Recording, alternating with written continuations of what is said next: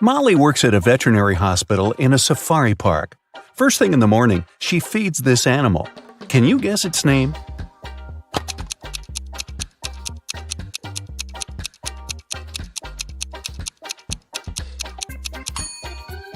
That's right, it's a panda. After that, she brings food to this animal. Can you guess its name?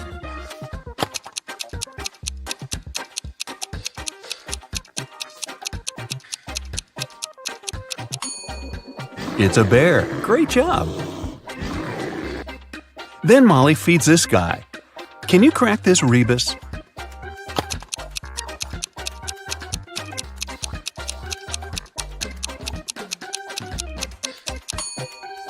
It's a tiger. After feeding the tiger, Molly says hi to this animal. Have you guessed its name?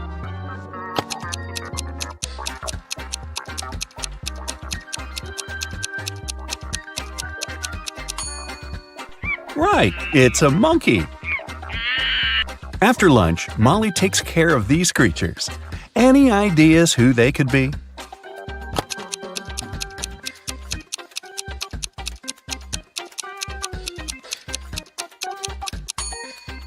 Butterflies. Great job! One day after breakfast, Molly checked money donations for the animals. A crow got $7, a ladybug received $21, and a spider got $28. Based on this information, how much money will the tiger get?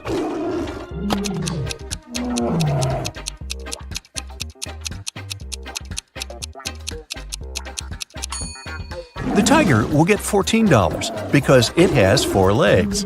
Each animal received $3.50 per leg. Molly went to the kitchen to have lunch.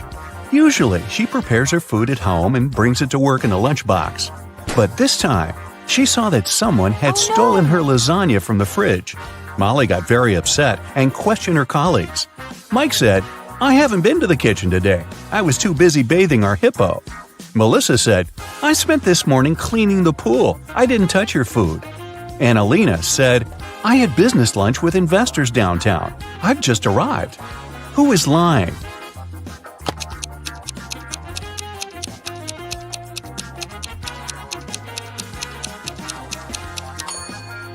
Melissa. Look, the pool is still dirty. Mike offered Molly a deal. "I'm going to give you my lunch if you crack this riddle. I'm an odd number. Take away 1 letter and I'll become even. What number am I?" Can you help Molly?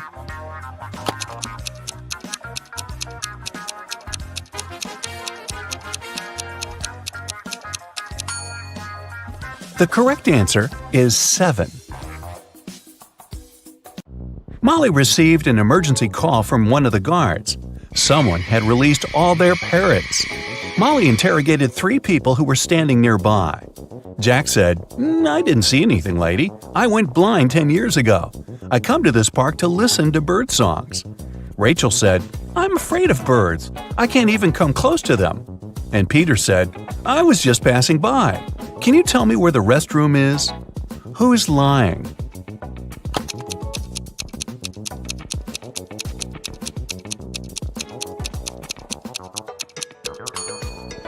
It's Jack. If he's really blind, why did he bring this camera? Molly walked around the park. She had to find all the parrots before her boss arrived. How many parrots can you see in this picture?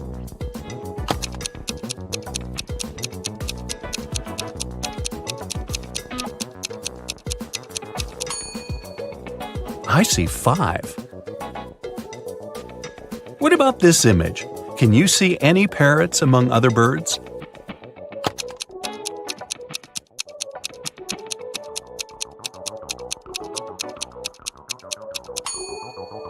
Here they are. After rescuing all the birds, Molly finally sat down to get some rest. But suddenly, she received a strange message full of complaints. Something really weird was going on with animals in the park. Molly rushed outside to check on the situation. Can you help her figure out what's so weird here?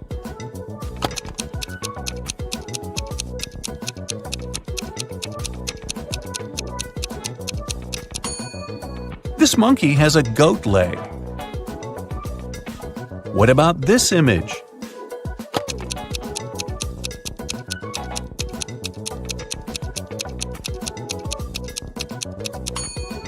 This fish is definitely from another planet. What about these tigers? What's wrong with them?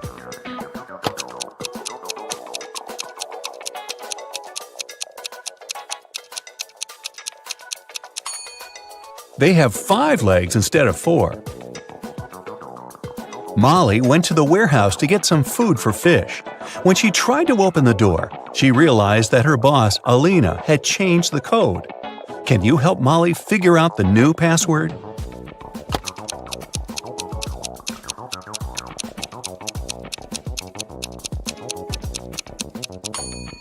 Look at this note. It says tiger, cat, leopard, wolf, lynx. That's a little hint, since one word is different from the others. The correct password is wolf. This is the only animal that doesn't belong to the cat family. The lights inside the warehouse suddenly went out. Molly got lost. After wandering around the building for a while, she found 3 doors. But behind each of them, there was a trap. Hungry lions hid behind the first door. Instead of the floor, there was a pool swarming with fish behind the second door. And venomous snakes were waiting for Molly behind the third door. Which way should she choose?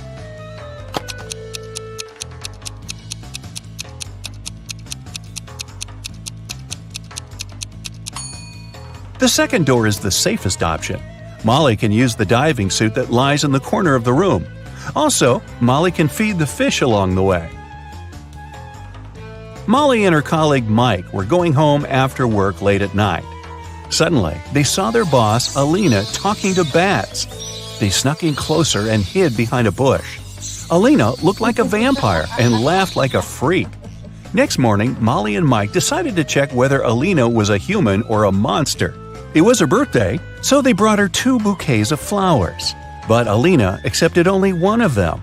This was when the guys learned for sure that Alina was a real vampire. How did they know?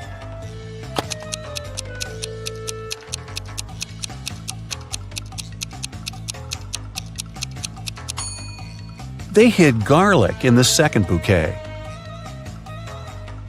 Alina invited all her colleagues to her birthday party.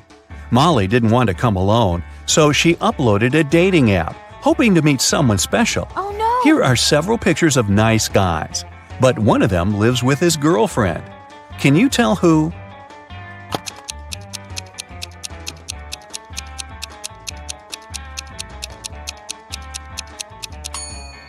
It's this one. There's a pair of high heels and a dress in his closet.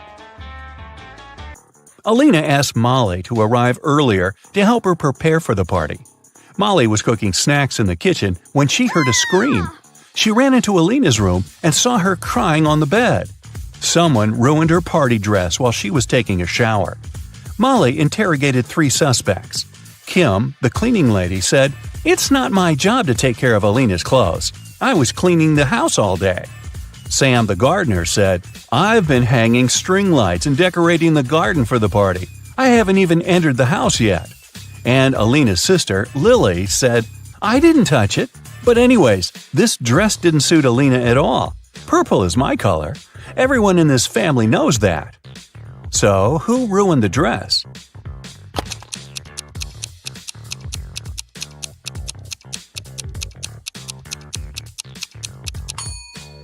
Sam. Look, the string lights are still in the box. At the party, Molly saw Mike with a mysterious lady. The lady was wearing a hoodie and standing with her back turned to Molly. So Molly couldn't see her face. Mike and the lady hid from everyone in Alina's library. Later that night, Molly entered the library too, but it was empty. After checking the room, Molly knew for sure which of these 3 ladies was Mike's secret girlfriend. How did she know?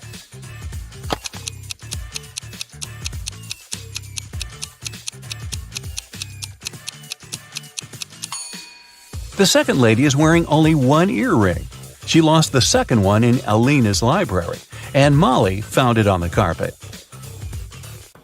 Alina called the police early in the morning. Officers arrived at her place and questioned her. She said, "My husband and I had a romantic dinner last night, but at some point we had an argument. Then he felt sick. At least he said so, but I didn't believe him. He always tends to exaggerate things. So I slammed the door shut and left. I came back home in the morning and saw him unconscious on the floor. I don't know what happened to him." The officers immediately arrested Alina. Why?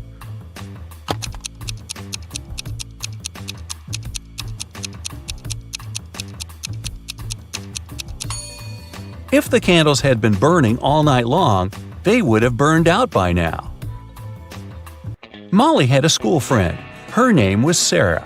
One day, they went on a picnic with their families. Sarah's mother was very eccentric. She had pink hair and always wore glitter. And she took her pet iguana, Tom, everywhere she went. She also has 3 daughters. The oldest daughter's name was Monday, and her middle daughter was called Tuesday. Can you guess her youngest daughter's name?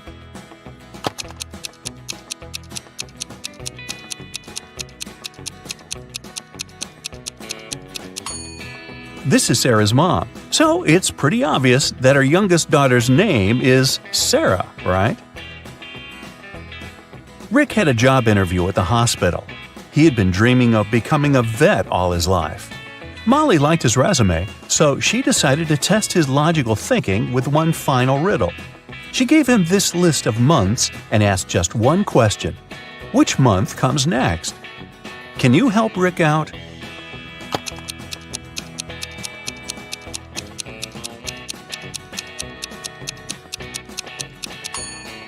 It's September. The months on this list go from those with the least number of letters to those with the most. It's time to groom the animals. Molly hired a group of talented groomers. 2 groomers can groom 2 animals in 2 hours. In this case, how many animals would 4 people groom in 4 hours?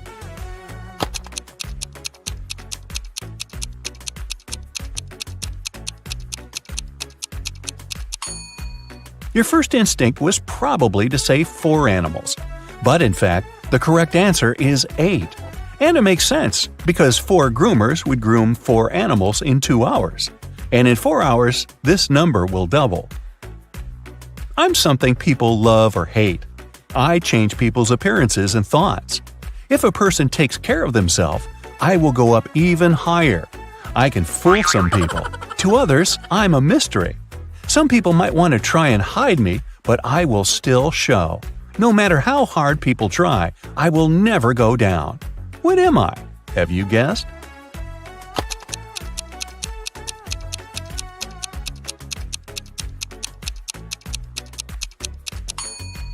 The correct answer is age. One of these 3 people is left-handed. Can you guess who?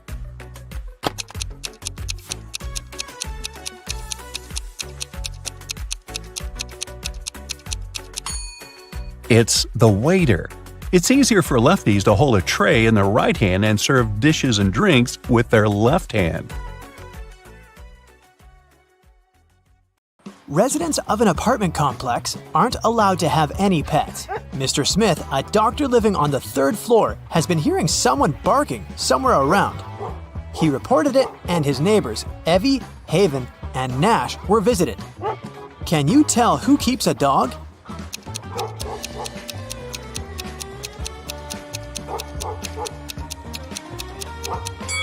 It's Nash. Take a look at the shoe shelf. Someone chewed some of his shoes. I bet it wasn't Nash himself who did it.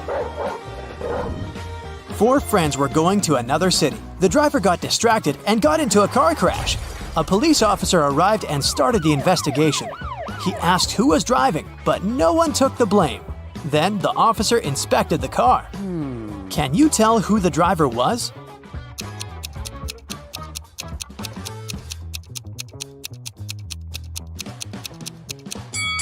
The driver must be this guy. The driver's seat is pulled quite far away from the wheel, and he's the only guy and the biggest person in the group. Any of the girls would have needed the seat pulled closer. In June, medical students had an exam in biology, the hardest exam of the term. The students came to the classroom and were assigned a particular seat. A professor noticed that one of the students was going to cheat and made that person sit right in front of him. Which student is it, and how did the professor know?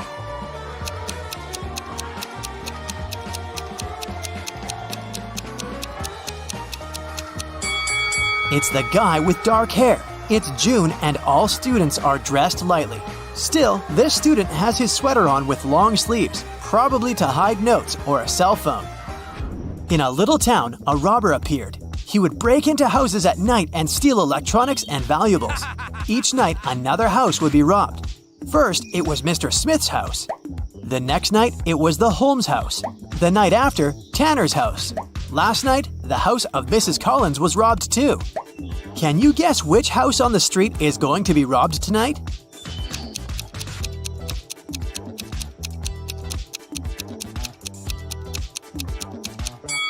Pay attention to the houses.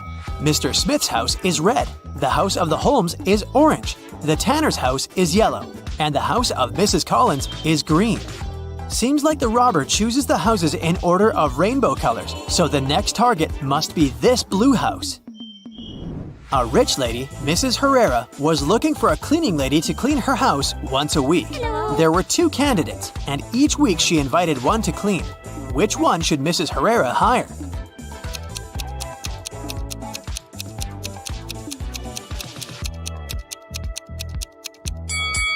Mrs. Herrera should hire the second candidate. Look, the bucket behind the first one is filled with jewelry. She's a thief. Mr. Jones was going on vacation. He cleaned up his office before leaving and took the key with him. When he came back 2 weeks later, he immediately realized that someone had broken into his office while he was away. How did he figure it out?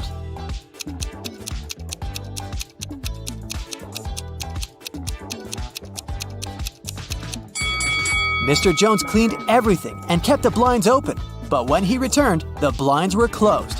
Very suspicious, since he's the only one with a key. Someone has been stealing jewelry from a local store. The managers couldn't find out who it was and hired a detective. Take a look at some security camera shots over the year and say who the thief is.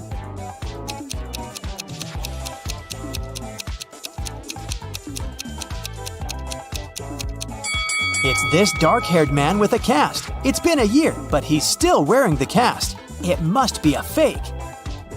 The Citibank was robbed, and the police managed to trace and catch one of them, the city's most famous criminal, Bill. The other one wasn't identified, but the police had 3 main suspects: Tom, Jack, and Rob. They were interrogated, but they failed to prove that any of them was connected to Bill in any way, so the police were puzzled. Detective Callum walked in, looked at them, and immediately made up his mind. Who do you think Bill's partner is?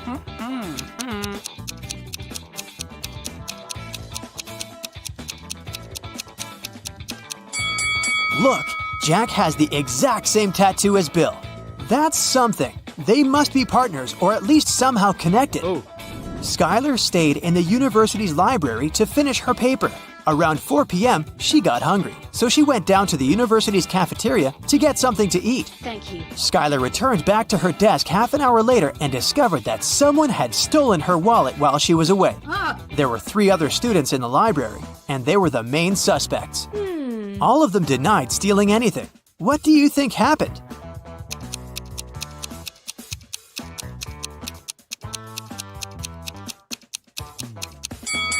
Skylar went to get something to eat, right? So she must have taken her wallet with her, and no one stole anything. She should check her pockets. Oh my God. A week ago, Mrs. Miller grounded her daughters after the girls had snuck out for a party in the middle of the night. It's a boring, rainy day, and there's not much going on in the office. So Mrs. Miller is talking on the phone with her best friend. Her friend is in the mall, and she goes on, "Oh, one of your daughters is here with a friend. I'm not sure which one it is, though." Several hours later, Mrs. Miller returns home and asks her daughters what they've been doing. Leah says, "I was studying." Coco replies, "I was reading and I watched a movie." Della says, "Nothing, just chilled and watered the garden." Who's lying?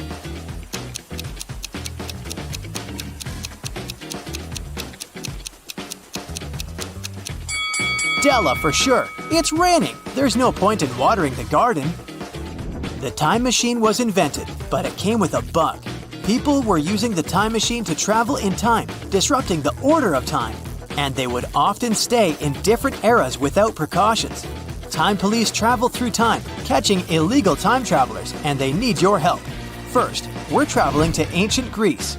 Can you see the time traveler here?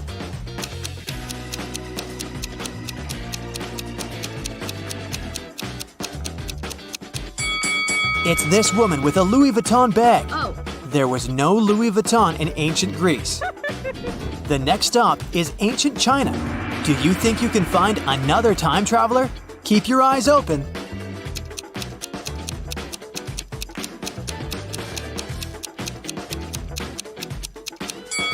It's this man. He's wearing modern sneakers.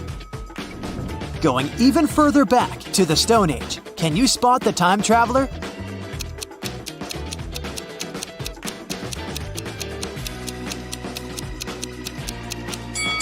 Is this woman wearing makeup? Yeah, she definitely doesn't belong here. What about medieval Europe? Do you see anyone suspicious the time police should arrest?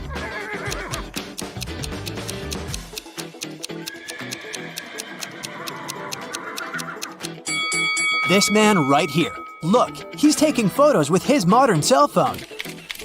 And this one isn't too much of a distant future. It's the 1980s. Do you have any idea who's out of place there?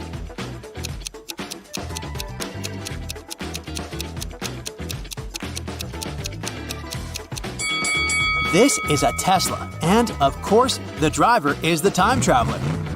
Okay, just one more time traveler to catch for today. Keep your eyes wide open.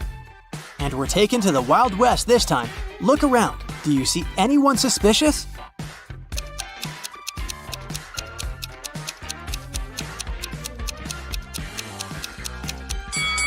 Is this guy wearing a cap? Catch him. He's not from that time. Oh my God. Mr. Green got in a car accident and spent a month in the hospital. He got amnesia and partly forgot things. He didn't have a family, and a month later, he finally returned home. He found his street, but then he realized he didn't remember which of the two houses was actually his house. Can you guess which house is his?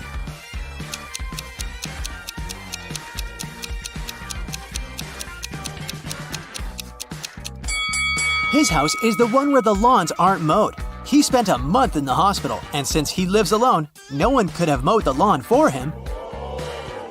Atlas and Eliza are sisters. Their grandmother gave Atlas a beautiful necklace for her birthday, but Eliza loves it too. So she borrows it from her sister without permission sometimes. On Friday, Atlas returned home and saw that her necklace wasn't there. She guessed that Eliza must have taken it from her. So she knocked on her sister's door. Eliza opened the door but noticed that it was her sister, so she shut it and locked it. A minute later, Atlas broke in and started to search for the necklace, but she didn't find anything. On her way out, Atlas remembered something and managed to find the necklace. Where?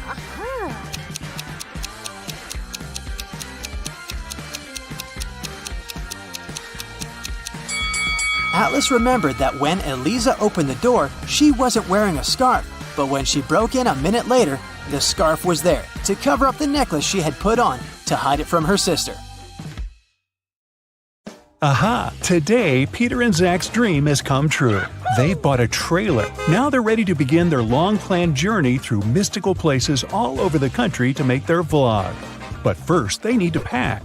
There are 3 boxes, but the guys can only take one of them. Which box should they choose?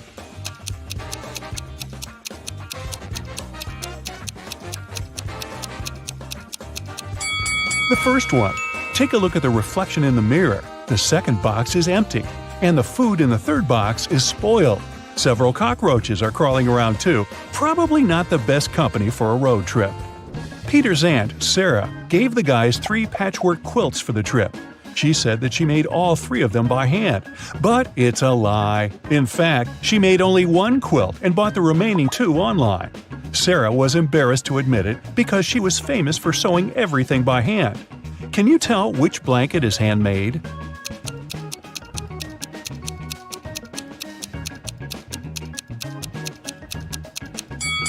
The third one. Look at this piece of fabric. It's identical to Sarah's skirt. She sewed these two items using the same material. Finally, Zach and Peter hit the road. They headed for the first spot. It was an abandoned library on a hill. Subscribers told the guys many ghost stories about this place. But our vloggers were skeptical and wanted to explore the building on their own. They walked around the library, recording videos and taking Polaroid pics. But they didn't meet any ghosts. When they returned to the trailer and looked through the pictures, they freaked out and locked all the doors. They left this creepy place as soon as possible. What scared them so much?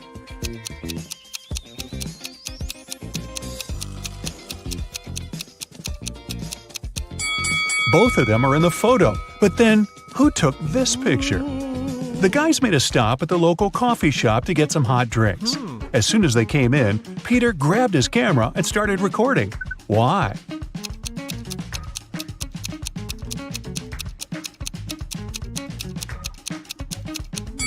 Here's a ghost. The guys ordered sandwiches, but the barista, Fiona, had to prepare online orders first. So she asked the guys to wait for their food for a while. Fiona cut one loaf of bread into 4 pieces in 12 seconds. How much time does she need to cut the same loaf of bread into 5 pieces?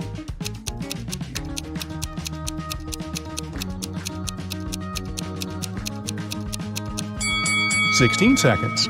To get 4 pieces of bread, she must make 3 cuts. If it takes her 12 seconds to make 3 cuts, it means she makes 1 cut in 4 seconds. If Fiona wants to cut the bread into 5 pieces, she needs to make 4 cuts. 4 seconds for each cut makes it 16 seconds in total. Oy, my head's spinning. Zach noticed a fortune teller shop in the basement. It could make great content for the vlog, so he went downstairs. But as soon as Zach entered the shop, all doors and windows disappeared. Wicked Witch offered the guy a deal. She had 2 identical cards. One of them had escape written on it, while the other said marry me. Zach could pick only 1 card. If he got the escape card, he'd be free. And if he picked the marry me card, he'd stay with this creepy witch forever. The witch didn't want him to have a chance to escape, so she wrote marry me on both cards. Zach anticipated that the witch would do so, but he still managed to win and escape. How did he do it?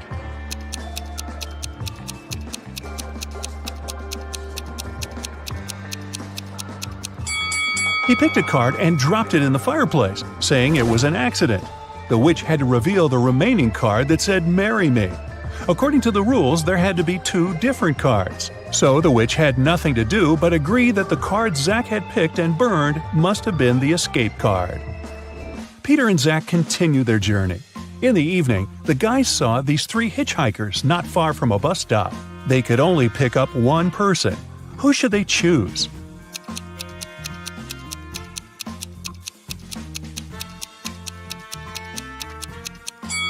This pretty girl is a werewolf. Hey, look at her toes. She has already begun to transform because it's the full moon. And this harmless-looking elderly lady is a runaway criminal. Take a look at the poster hanging at the bus stop. It's her portrait. As for the guy, he looks pretty harmless.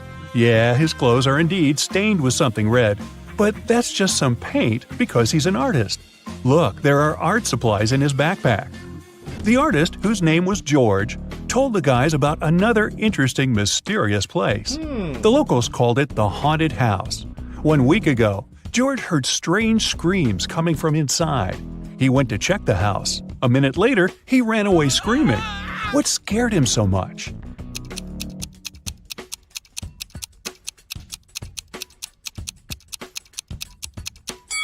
The portrait of this creepy clown is moving. Zach and Peter decided to explore that haunted house.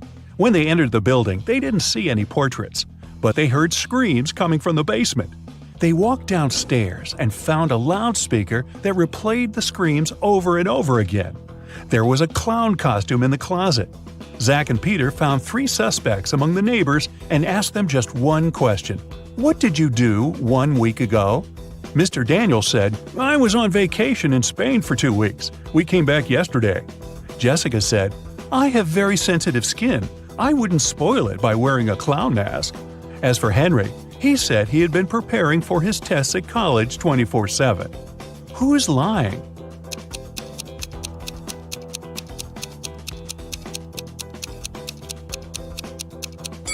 Jessica. Zach and Peter didn't say anything about the clown, but she started making excuses anyway.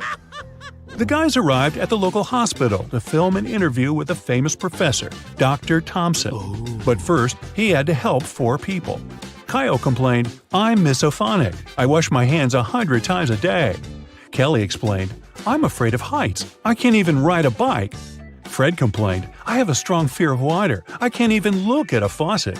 And Jenny claimed that she had claustrophobia. She always fainted in elevators. Dr. Thompson knew for sure that only one of these people told the truth. Can you tell who?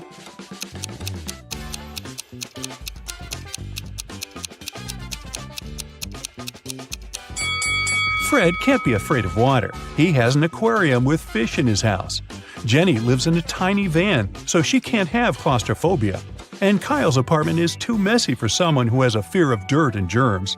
So it's Kelly. She sleeps on the floor, which is normal for someone with an abnormal fear of heights. Next stop, creepy caves. Zach and Peter went to see ancient ruins in the middle of the woods. Many people had disappeared there. The guys heard weird screams coming from the cave, ran toward the sound, and got lost. Suddenly, they saw 3 tunnels. The first tunnel was filled with fire. A hungry vampire was waiting in the second tunnel. And the third tunnel was filled with poisonous apples. Which way should they choose?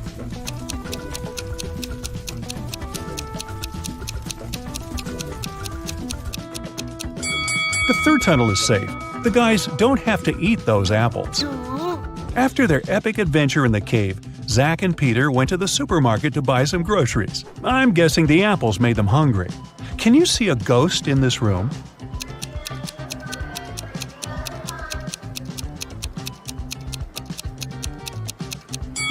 Here it is. Peter and Zach found out that people had seen some zombies in this abandoned town. So they decided to make a stop there and check for themselves. The town looked empty. The guys were very disappointed. But suddenly, a crowd of hungry zombies popped out of nowhere and started chasing them. The guys ran into a hospital and locked the door. Zombies began breaking the door down. Luckily, a helicopter with a rescue team arrived quickly. It was going to land on the roof. Zach and Peter needed to get there as soon as possible. Help them find the shortest way.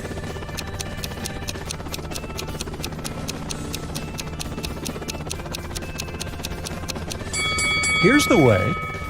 After saving the guys, the rescue team invited Peter and Zach to go skydiving together. They agreed and put on parachutes. They took this picture inside the plane right before the jump. Can you tell which of these people is in danger?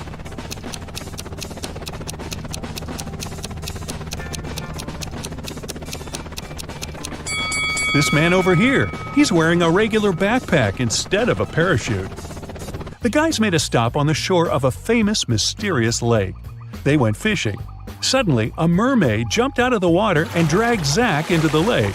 Peter jumped into the water to rescue his friend. Finally, he found Zach wrapped in seaweed on the rocks in the middle of the lake. 3 mermaids had gathered around Zach and were singing their songs.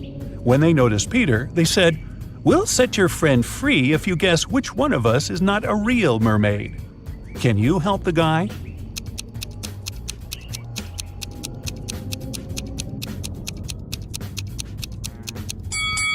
This lady over there. Her tail isn't real. Sometime later, Peter's aunt, Sarah, called them. She was very upset. She found out that she had left her diamond ring in the guy's trailer. Peter found the ring and said, "No worries, we're going to send it back to you." But there was a problem. If he sent it by post without locking the box, the ring would be stolen. Both Peter and Sarah had some locks, but neither of them had the key that would open the lock of the other. Still, they managed to make it work and Sarah got her ring back. How did they do it?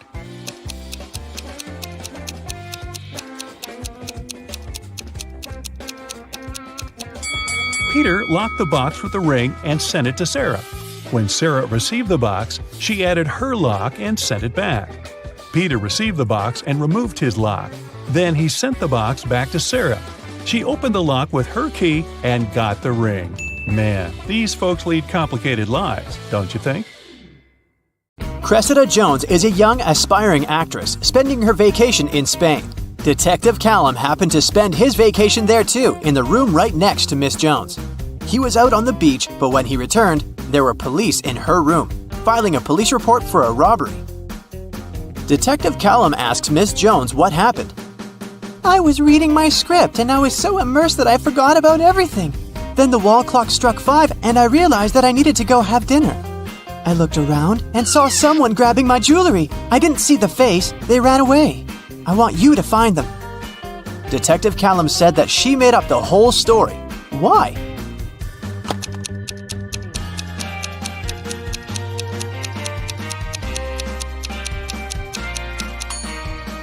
Cressida mentioned that there was a clock striking 5, but there is no clock in her hotel room. She probably just wanted some drama for the news. When the summer started and the weather in the city got way too hot, Mr. Johnson decided to move to his country house, so he packed his stuff and went there for the whole summer.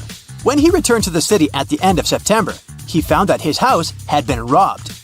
A big sum of money was stolen from under his mattress.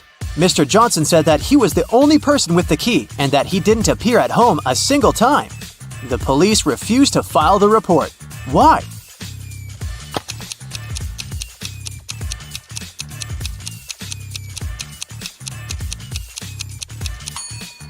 Look, there are many houseplants in his city apartment. Mr. Johnson was gone for 3 months and no one was taking care of the plants, so they were supposed to dry out, but they're fine.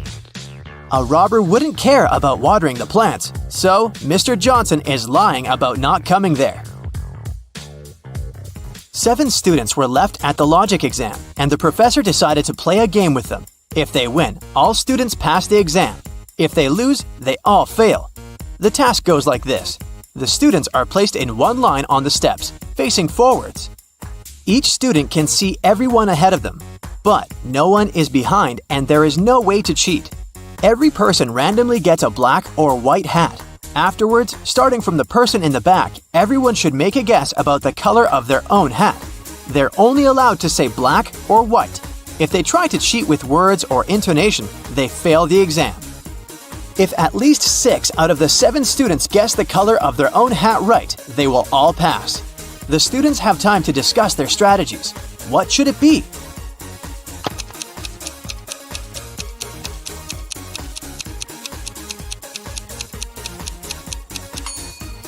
The person who goes first can see everyone else's hat, so they have to give a hint to everyone else. So they have to agree on a signal. They can only say black or white, which they can agree to mean odd and even, referring to the number of black hats the last person sees in front of them. Let me show you how it plays out. The students agree that black means odd and white means even. They stand in line and everyone gets a hat. The first person doesn't see their own hat, but sees that there are 4 black ones in front of them. So the person says white. Their own hat happened to be black, so they got it wrong, but one mistake is allowed. But now everyone else has a hint. It's the second person's turn, and they can see 5 people wearing hats in front of them. But they can only see 3 black hats, which is an odd number now. Since the first person signaled that they saw an even number, the second person understands that their hat is black too. So the second person says black. Everyone else in line keeps in mind that there is now an odd number of black hats. The third person only sees 2 black hats, which is another even number. So they understand that their hat is black too, and says black. Everyone notes that there is now an even number of black hats left. The fourth person sees 2 hats, an even number, so they say white. The fifth person sees 2 hats too, and says white as well. The sixth person only sees 1, which is an odd number, and figures that their hat is black too, so they say black. The one last person knows that there's an odd number of black hats, which is 1, and this person is wearing this hat. So the last person figures out that their hat is black too. In summer, someone broke into the mansion of a rich lady and stole her expensive collection of jewelry. There were 3 main suspects, and police came to interrogate them.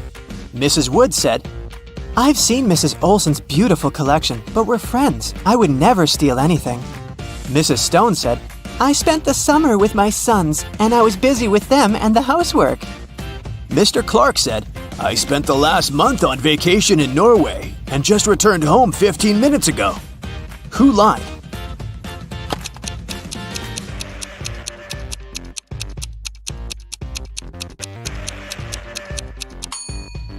Mr. Clark most likely lied. He said that he'd just come back home, but look at his kitchen. There are fresh fruits on the table and a lot of food in the fridge. If he wasn't here for a month, they would have been all rotten by now. In a magical forest, there's a fairy, Elu. She always tells the truth, but on April Fool's Day, she always lies. One day you ask her, "When is April Fool's?" Elu says, "It's tomorrow." The next day, you ask her again, and she says, "It's tomorrow." Again. What were the days when you asked her?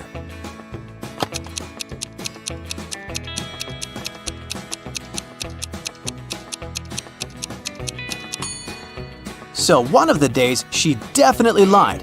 One of the days was April Fool's. If you ask her the first time on April Fool's, then the next day she would have to tell the truth. So she told the truth on the first day and lied on the second day.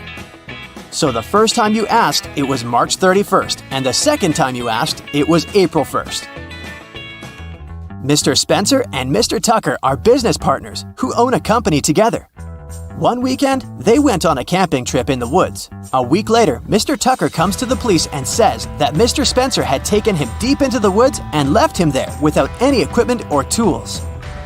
Afterwards, Mr. Tucker had to spend a whole week in the woods trying to find a way out. As soon as he got out, he came to the police to report Mr. Spencer. Mr. Spencer was interrogated too and denied everything, saying that Mr. Tucker was framing him. The police didn't file the report. Why?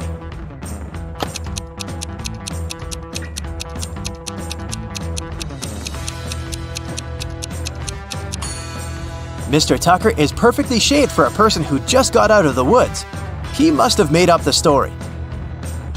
Maeve woke up in a dark dungeon and couldn't remember what had happened, but she for sure needed to get out, so she looked around and saw one big metal door. The door required a password. 6 digits were already placed correctly: 8, 5, 4, 9, 1, 7. There were 0, 2, 3, and 6 left. Maeve has one try to make it right.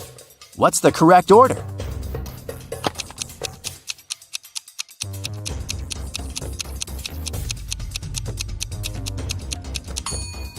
The password consists of all 10 digits, each one used once. Maeve only needs to figure out the order.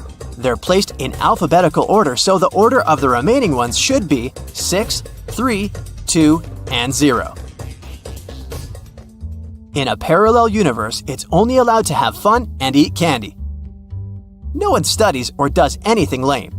Mrs. Relham returned home after a day and night out with her best friends and asked her daughters how their day had been. "I went clubbing with friends. Thanks for the dress. I wore it and loved it," said Hannah. "I went to the water park and had a sleepover," said Elle. "I was just gaming the whole time," said Ava. One of them lied. Who?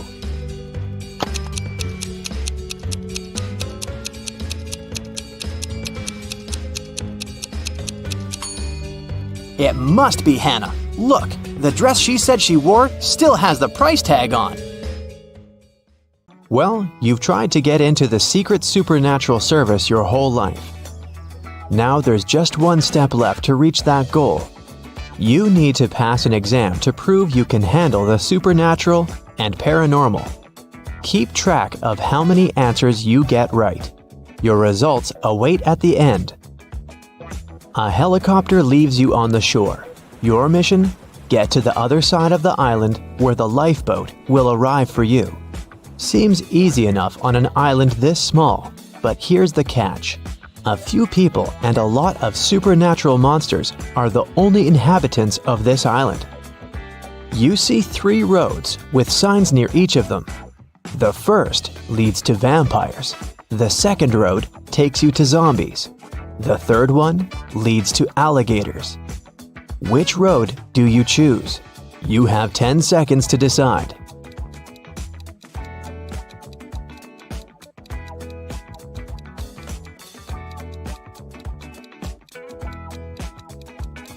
Choose the road to alligators. As I said, Only people and monsters live on the island. No real-world creatures here. You take the third road and end up in a huge meadow. The scorching sun is beating down on you, and you want to find some shade. Fortunately, you see two houses ahead. The first looks very old and decrepit. The windows are broken. It's missing most of its shutters, and it looks like the whole thing could collapse at any minute. The second house looks brand new, sturdy, clean, but you notice it doesn't have any windows at all. Where will you go? 10 seconds on the clock.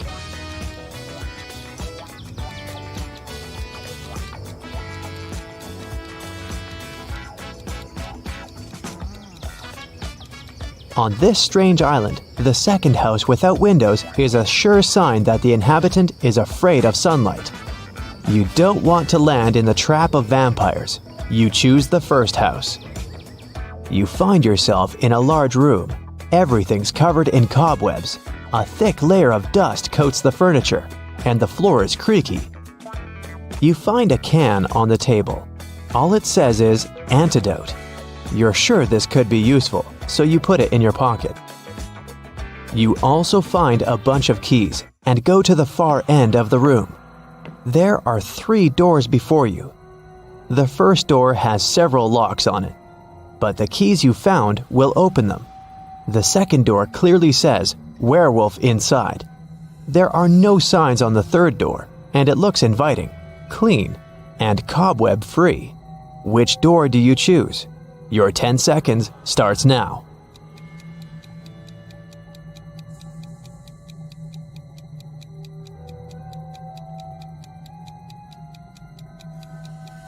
The locks on the first door mean there must be someone or something kept inside that shouldn't be let out. Better not open it. If the third door has no webs or dust on it, then someone must use it regularly. It's likely the werewolf lives there. So you choose the second door. The exit leads you to a park with trees and shrubs. It's strange how quaint it looks for a place like this. You see a group of 7 people ahead. They also look totally normal, but as soon as you come closer, you notice there's definitely something off about a few of them. They're zombies. How can you identify them? Careful, they might spot you. You have only 7 seconds now.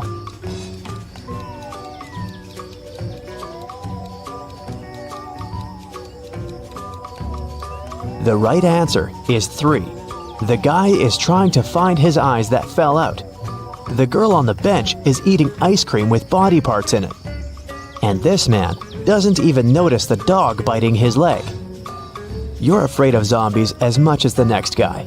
But the really scary thing is those people standing nonchalantly nearby. Anyway, you discreetly pass by this strange crew and eventually come to a mountain. You climb to the top and enjoy the view of a beautiful sunset. To move on, you need to cross one of the 2 bridges. Strangers are standing at the other end of each one. You're sure one of them is a werewolf. But who is it? How can you tell? Looks like those zombies caught your scent. Hurry, you only have 7 seconds.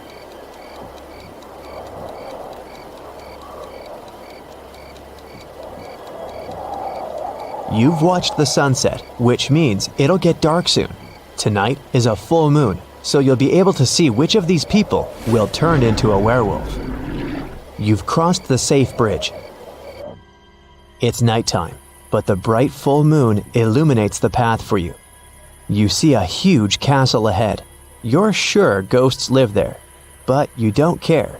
It's better to face ghosts than stay outside with all these other creatures. You enter the castle and find yourself at a ball. 8 people with masks are dancing. You realize this is a test of your attentiveness. How many of these people are ghosts? 7 seconds until you're spotted.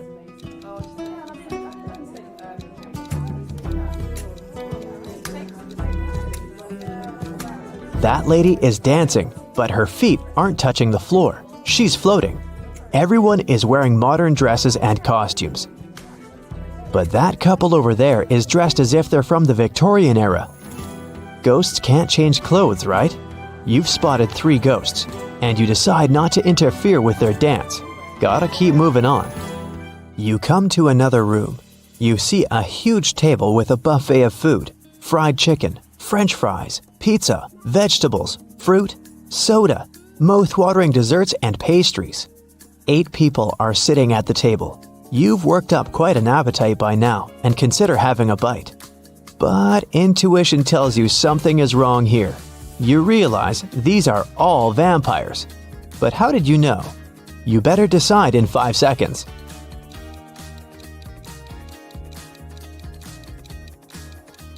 Why is all the food on the table untouched? Does anyone in this room really want to eat? Oh, they definitely want to dine, but not on ordinary food. They want your blood. Hurry, run! You book it out of there, but the vampires pursue you. To be saved, you need to choose one of 3 rooms along the way. There's a huge fire in the first room. A pit with sharp spears at the bottom awaits you in the second. The third room is filled with poisonous gas. Which one will you choose? Hurry, they'll be here in 5 seconds.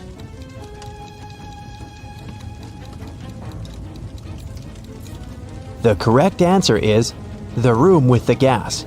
If you breathe in the poisonous stuff, the vampires won't drink your toxic blood.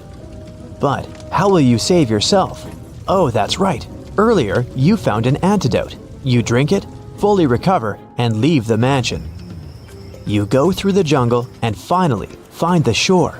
Perfect, you've reached your goal. That's when your joy is cut short by the sight of 3 people flailing out in the water. Help! We can't swim! You're about to dive in the water to save them, but your intuition tells you something's fishy here. 2 of them are sea monsters trying to lure you into a trap. But which ones?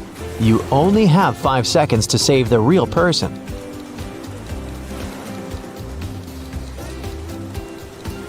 One of them has webbed fingers, and that one's gills are visible, but that guy over there still needs your help. So you save him and head back to the shore. You make a fire to keep warm. That's when a bright beam of light shines on you from the sky. It's the helicopter here to pick you up after the test. Hooray! It throws a rope ladder down. You start to approach it, but then you realize something's not right. Do you climb up or do you trust your instincts? You better decide in 5 seconds.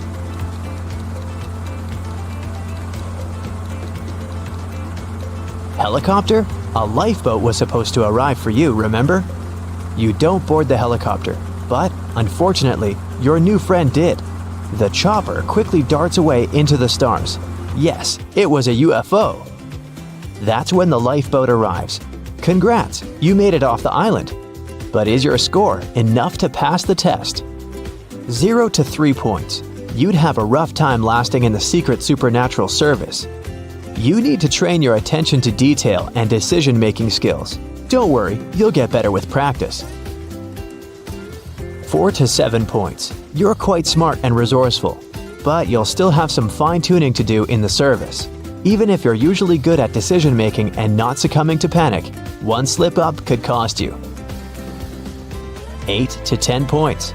You passed with flying colors. The Secret Supernatural Service will be honored to have such a survival expert among their ranks. Nice job, but don't get too overconfident. You still need to stay on high alert in this field.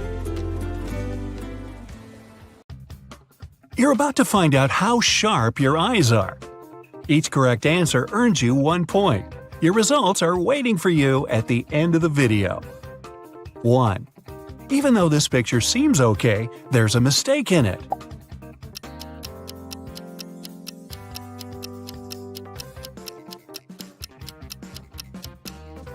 The numbers on the dial are mixed up. 11 goes before 9. 2. Try to find the odd image.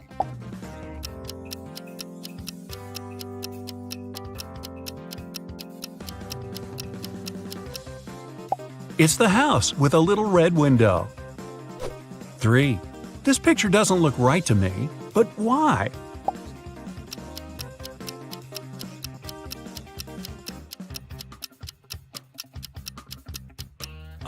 Something's definitely wrong with the sand pail. Its shape is kind of bizarre. 4. How many dolphins can you see in this picture?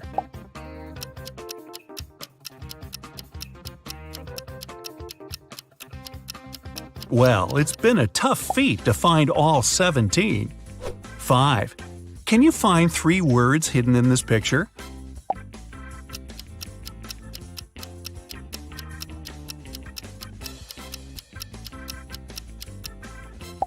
Cloud, storm, and damp. Aha! These words were hidden pretty well. 6. Can you figure out what's wrong in this picture?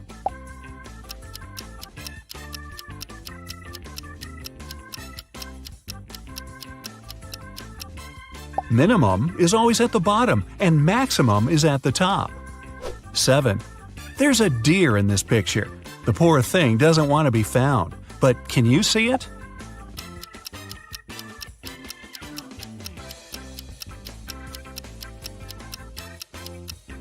A small hint. Look behind the tree. 8. Are these 2 squares of the same color or are they different?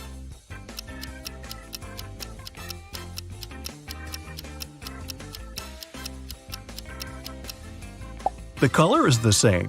To make sure it's true, cover the line with your finger. See?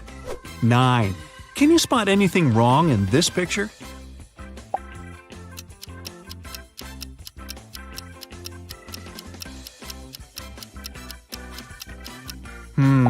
I'm quite sure butterflies don't fly in the winter. 10. One of these clovers is unlucky. It only has 3 leaves. Can you spot it?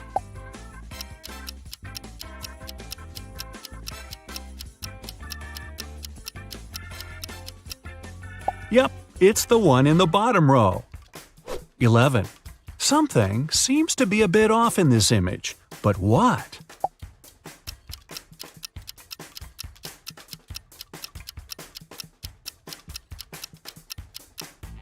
Surely they didn't have pacifiers in the Stone Age.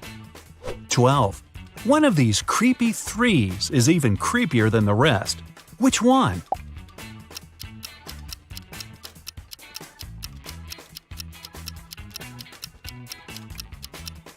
Uh-oh, there's something wrong with its eye. 13. This picture seems weird, but why?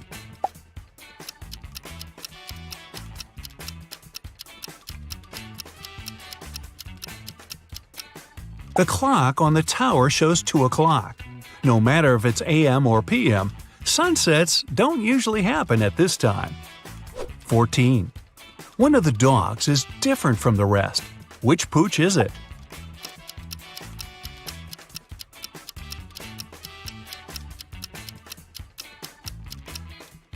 Ah, yes, the one with its mouth closed.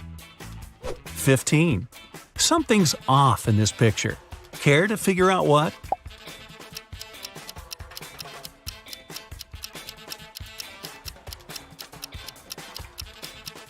Exactly. Pigeons don't normally swim among ducks, or at all for that matter. 16. Something really spooky is going on in this picture.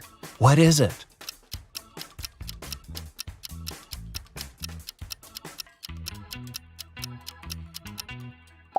There's a snake in a jar of pickles.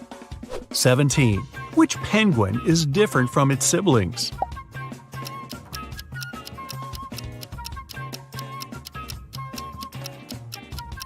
Ah, gotcha! 2 penguins are different from the rest. 18. 3 words are hidden in this picture. Can you find all of them?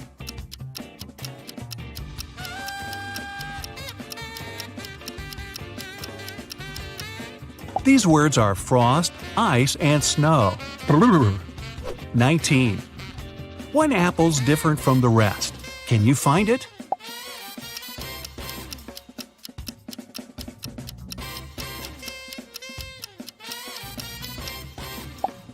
Right. The worm living inside this apple doesn't look as the others. 20. Try to find the odd light bulb.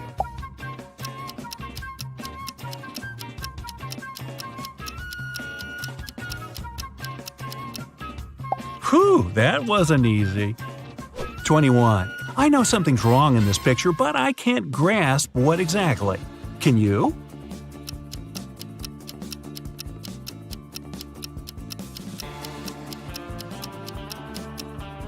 The calendars claim it's 2018, but on the computer screen, you can see another year, 2017.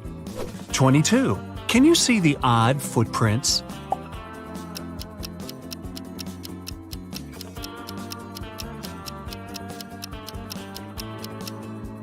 It seems as if someone switched their shoes lightning fast. 23. I'm sure you'll be able to spot a bizarre detail in this picture.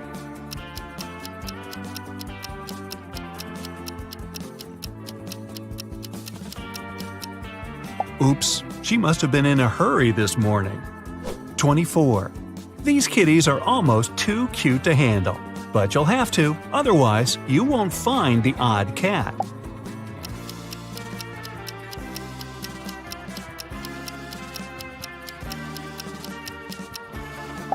It's the one at the bottom. 25. Look at the picture and try to figure out what's wrong here.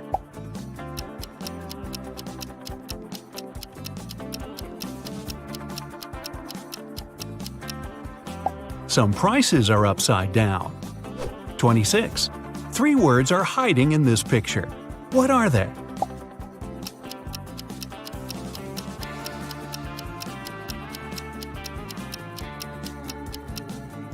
Learn, write, and test. 27. This picture is just so wrong. Can you figure out why?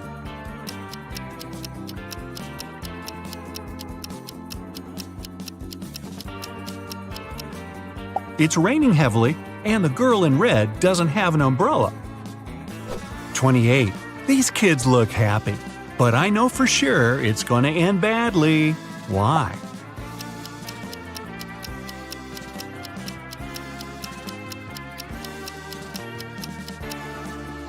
If the little guy slides down, he'll crash into the fence. 29. Can you find 4 errors in this picture?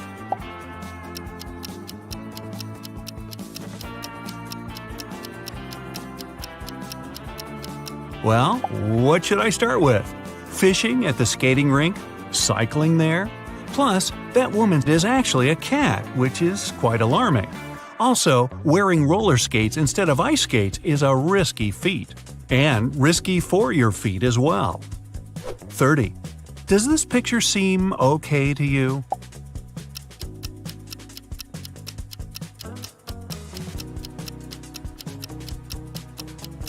Well, a banana is a strange ingredient for stew. 31. Can you find the odd image?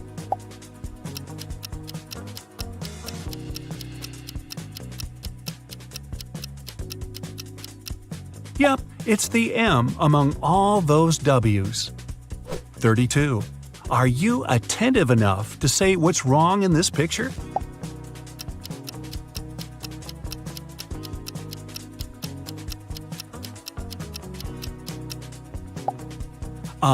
Earth in the sky? Then what planet is this? 33. Something's missing in this picture. What is it?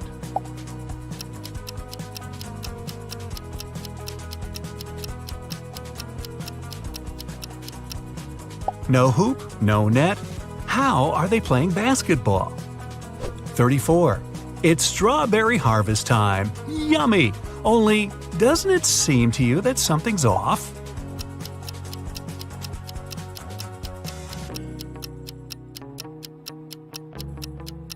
Strawberries don't grow on bushes. 35. A girl plus a phone plus a mirror equals a mirror selfie. And still, the image doesn't look okay.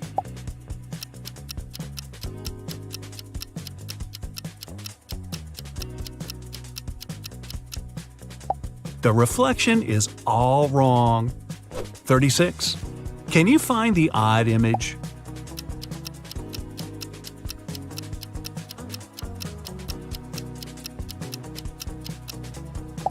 That's the one. It's the only person wearing a dress. 37. Can you see anything wrong in this picture?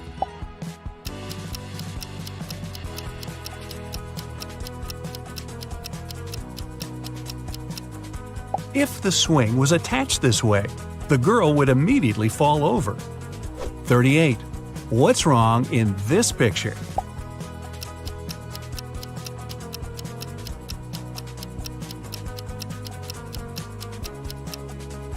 The dock entrance is too narrow for that ship to pass through. And now, are you ready to find out your results? If your score is 0 to 12 points, work more on your observation skills, and you'll definitely get better. If you've got 13 to 28 points, you have a quick eye. With more practice, you'll soon become a pro. If you have 29 to 38 correct answers, you're as attentive as Sherlock. You can spot the tiniest details without much effort. You eagle-eyed person, you. When you take the whole from me, there's still some left. What am I?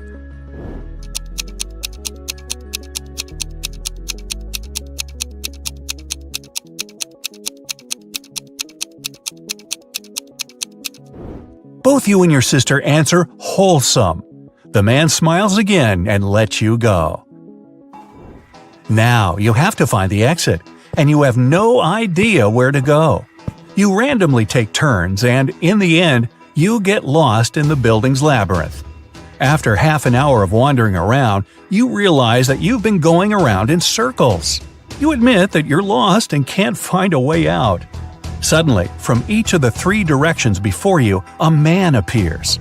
Each man says he was kidnapped too, but escaped and will show you the exit, while the other 2 men are guardians and will lead you back to your kidnappers. Who should you trust?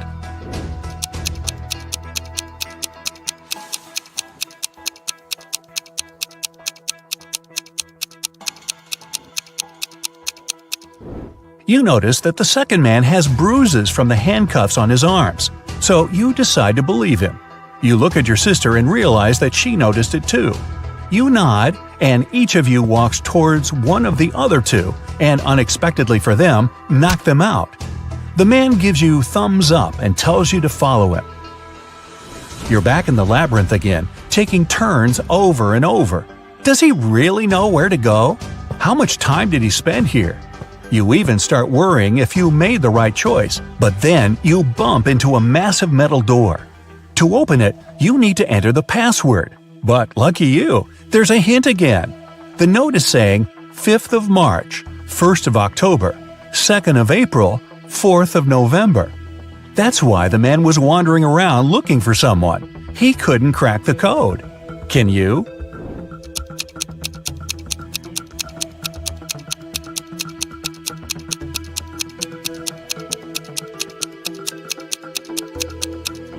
The 5th of March means the 5th letter of the word March, which is H. Similarly, the first letter of October is O, the 2nd of April is P, and the 4th of November is E. The password is HOPE. You type it, and yes, it works! Great job! The lock clicks, and you pull the heavy door open. You did it! You are outside once more. It's early morning, so you spent the whole night inside. But wait, can you hear it? Footsteps! They're after you, and you have to run to a safe place immediately. There are 3 ways. On the left, there's a dark forest. Straight, there's a city. And on the right, a lake. Which way will you choose?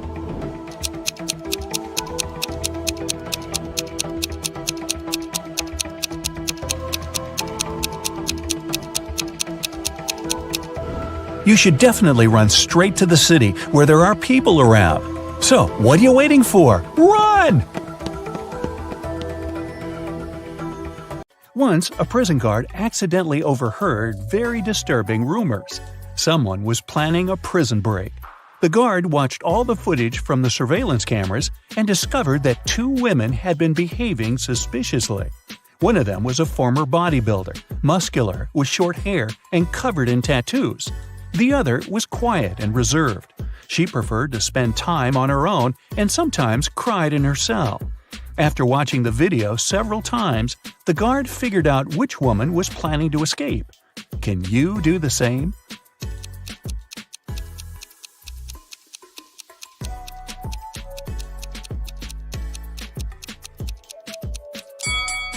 It's the second prisoner. There's a file in her bun. She can use it to get through the metal bars. Mark comes up to the table. There are 3 apples, but only one of them is safe to eat. The other 2 are poisonous. Unfortunately, Mark can't skip breakfast. So, which apple should he eat?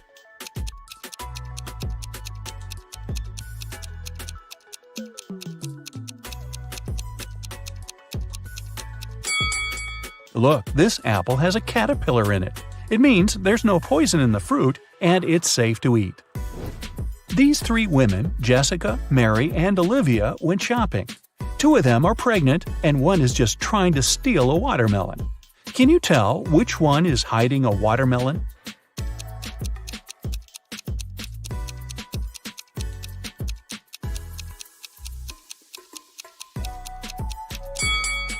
It's Olivia. She's wearing heels. It's not the kind of shoes a pregnant woman would choose to wear. Nathan, a successful entrepreneur with a multi-million-dollar business, and his friend Jackson, a famous private detective, returned from a long-term trip abroad. They decided to stop by at Nathan's villa on the way to the city. When the men entered the house, though, they saw that everything more or less valuable had been taken away. The entire villa was a mess. "I've only been away for a month. What happened here?" exclaimed Nathan. Jackson took an apple from the dining room table and started to munch on it thoroughly. "The lock isn't broken. It means the person who took your stuff had the key." After a while, the detective asked Nathan to invite 3 people. Mia, Nathan's niece, told Jackson she hadn't visited her uncle's home. She had been having serious problems with her car for already 2 months. And the villa was too far away from the city to get there by public transport. Sarah, the maid, claimed that she had stopped by several weeks ago to bring some food and tidy up, but since then she hadn't been to the villa. Adam, the gardener, told the detective he had been on vacation and had just returned. He even offered to show his plane tickets to Jackson. The detective figured out immediately who was behind the mess. You have 8 seconds to figure it out.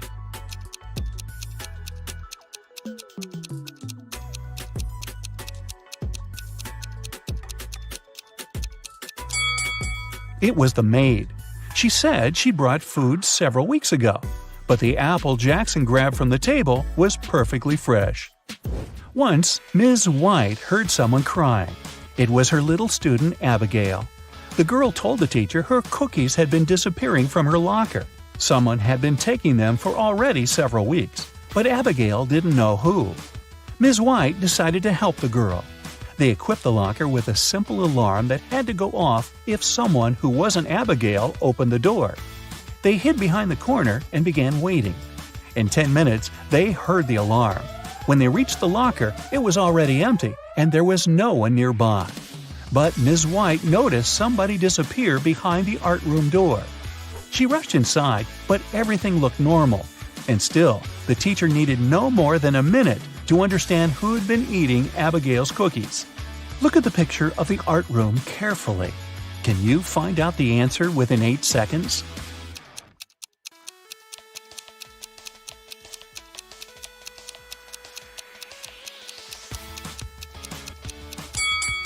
It's the girl on the left. Her painting's black and white, but there are only various shades of blue on her palette. And maybe the cookie crumbs are a giveaway too. I don't know. One perfume company hires new staff. They must swear an oath of loyalty to the company if they want to get a job. 10 people are saying the words of the corporate oath simultaneously, but some of them are cheating. Help the directors figure out who these people are.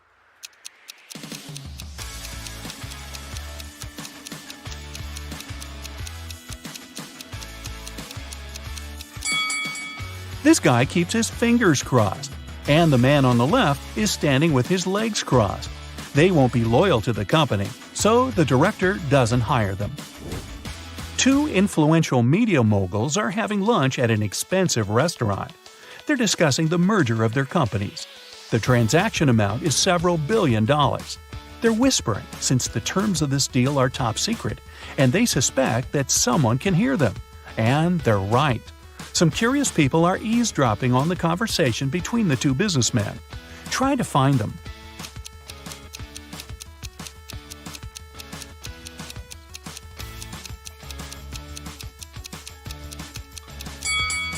The girl at the next table is reading a newspaper that is turned upside down. She's obviously trying to overhear what the billionaires are talking about. This guy over there is listening to music, but the headphone wire is not connected to anything. Another girl is sitting at the table in the corner with a cocktail, but instead of an umbrella, there's an antenna in her glass. She's recording the conversation. "Where are my employees?" a boss shouts.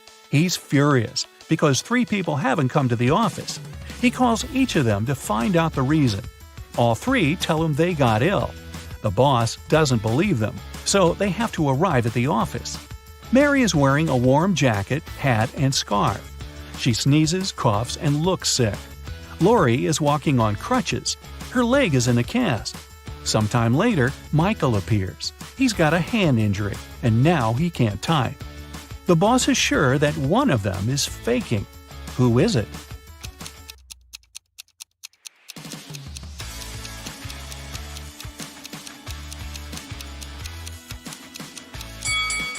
Mike's left arm is broken, but his phone is in his left pocket. He must have used his broken arm to put it there, which means he's pretending. Apparently, he just didn't want to come to work. Ice will melt if you heat it, but if you heat me, I'll become solid. What am I?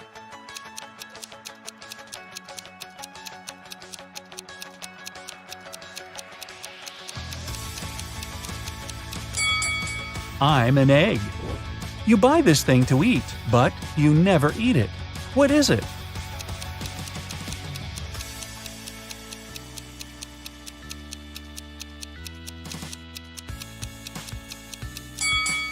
It's a plate.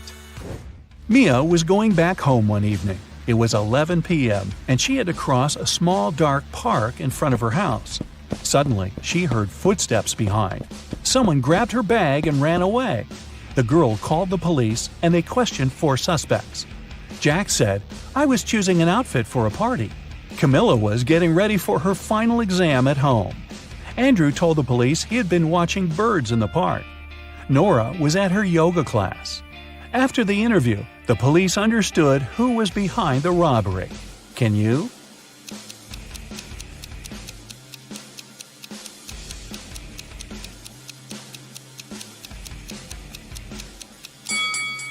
It was Andrew. At 11 p.m., it's too dark to see birds. James left a folder with important documents on the table in his home office and went to a business meeting.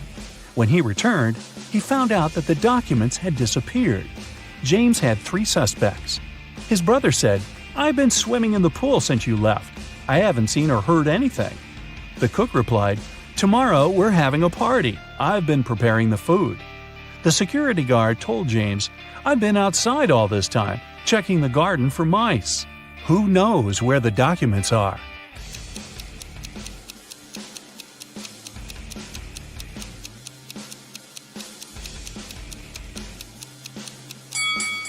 It's the security guard. His job description doesn't include pest control.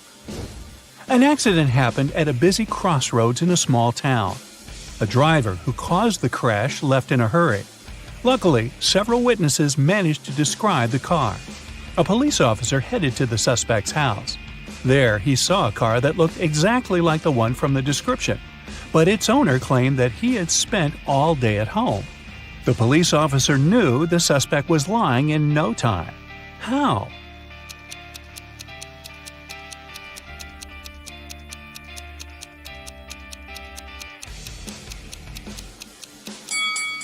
He touched the car hood.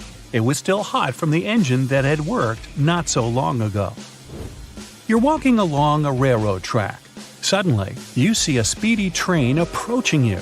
Instead of getting off the track immediately, you run toward the train. Why do you risk your life this way?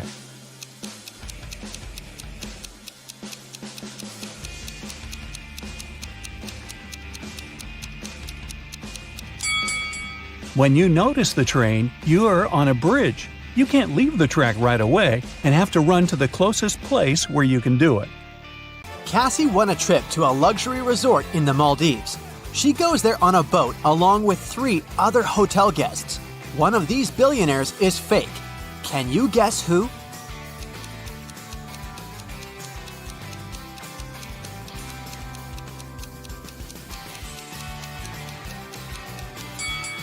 This guy sneaks silverware from the buffet and puts it in his bag. If he's really rich, why would he need that? Speaking of imposters, one of the boat crew members doesn't belong here.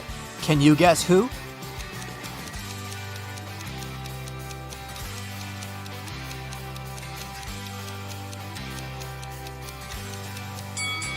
This waitress hides a police badge under her floral garland, so she's probably working undercover. Finally, Cassie comes ashore. 3 porters offer to carry her suitcase. Can you help her choose the right guy?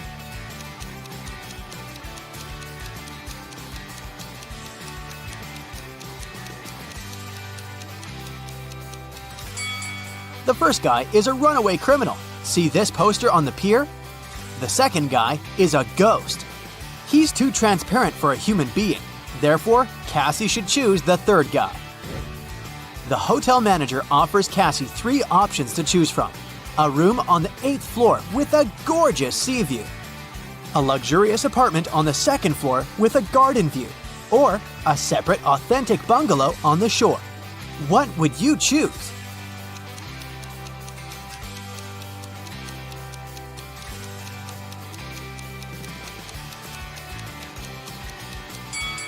The first option doesn't exist because the hotel is only a 5-story, and there's neither an air conditioner nor a fan inside this bungalow, so Cassie should choose the second option. On the beach, Cassie meets triplets, Sienna, Gemma, and Emma. Emma borrows $20 from Cassie. The next morning, Cassie meets one of the triplets in the lobby, but they're so identical that Cassie can't distinguish them. We know for sure that Sienna always tells the truth, while Gemma and Emma always lie. What 3-word question should Cassie ask in order to get back her $20?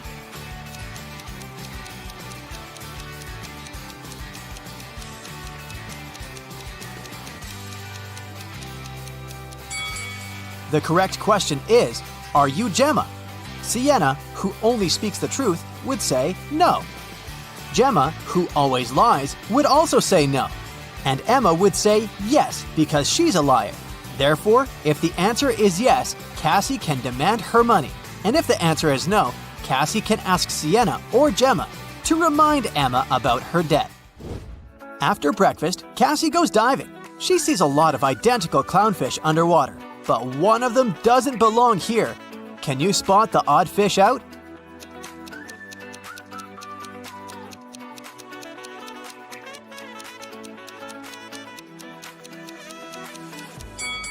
This one over here.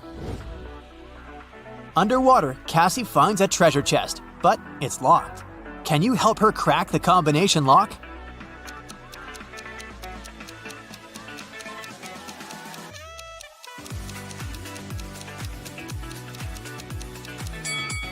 There are 3 turtles painted on the treasure chest. Each turtle has a certain number of rings on its shell. It's a hint. If we count the rings, she'll get the code. 8, 4, 5. Cassie opens the treasure chest and finds a pearl necklace. She goes to the local jewelry market hoping to sell it. John says, "This jewelry is not so precious, but I can offer you $50 for 1 pearl." Noah says, "Trash! These pearls are fake! $5! This is my last price!" And Mia says, Madam, we can sell it at auction. Rich guys will pay hundreds of dollars for this necklace. I can be your agent and take 15% of the revenue. What do you say? One of these guys is a scammer. Can you guess who?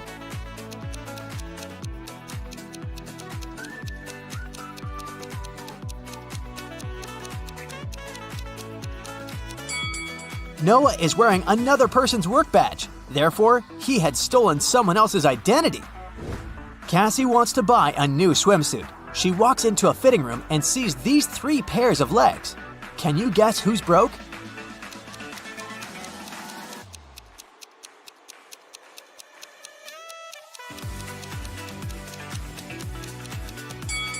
All 3 women have relatively new sandals, but let's take a look at their toenails. The first lady has an excellent fresh pedicure. The second one doesn't have any nail polish, but maybe she just prefers to look au naturel. And the third lady has toenails with peeled nail polish. Therefore, she's the one who's broke. In the hotel lobby, Cassie meets two of her roommates, Tina and Jeff. One of them is a werewolf. Can you guess who just by looking at this picture?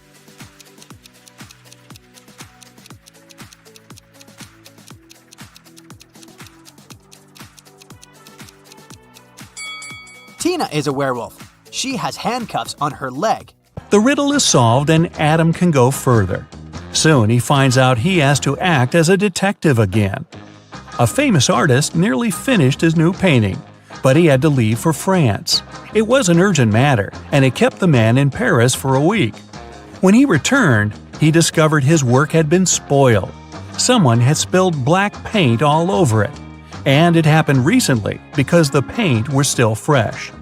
The artist was furious. He invited his maid, gardener, and maintenance worker and questioned them.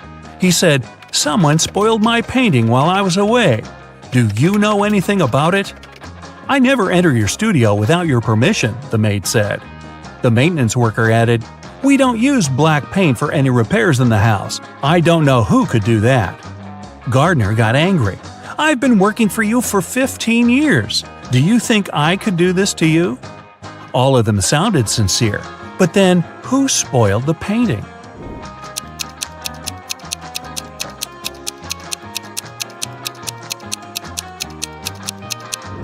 Being a smart guy, Adam realizes right away the one to blame is the maintenance worker. The artist never mentioned the way the painting was spoiled. Since the answer is correct, Adam can continue. He enters a narrow hall. There, on a small table, there's a glass of orange juice. It seems to be half full, but Adam has to figure out if it's really so. How can he do it without using any measuring tools or pouring any juice out of the glass?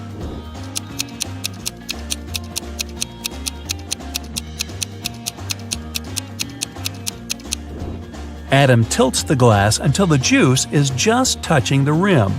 The bottom of the glass isn't visible, so the guy concludes the glass is more than half full.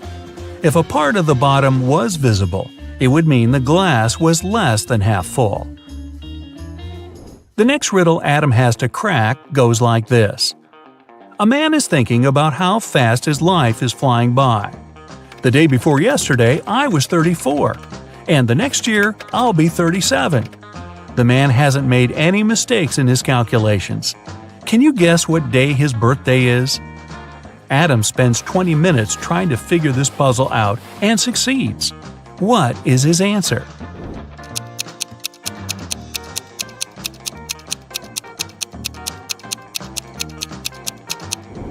The man's birthday is on December 31st. He's thinking about it on January 1st. The day before his birthday, he was 34. The next day, he turned 35. A new year started the next day, and that year he's going to turn 36. And he will be 37 the following year. The riddle is solved, and Adam is allowed to move to the next room. In the middle, there's a large TV screen. Suddenly, it switches on. Adam sees two girls who are going down to a dark basement. "No, no, no," the guy whispers.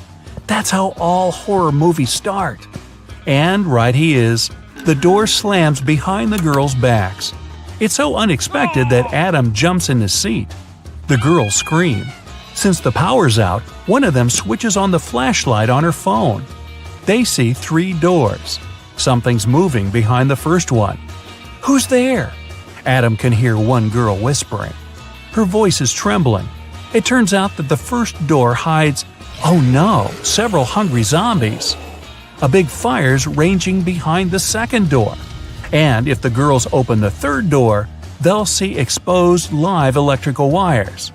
And then, a voice tells Adam, you have to say which door they should choose. If you make a mistake, they won't survive. No pressure whatsoever. Luckily, Adam is smart enough to help the girls. Which door does he pick?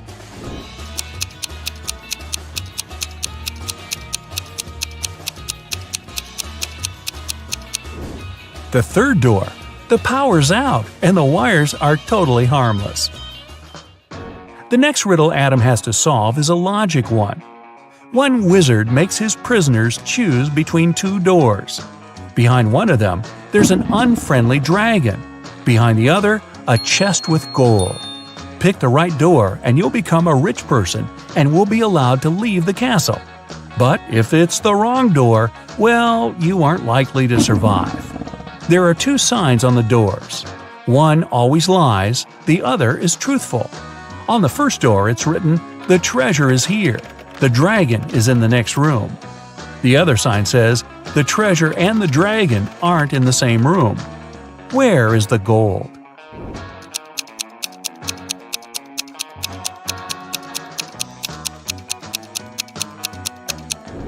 The chest with the treasure is in the second room.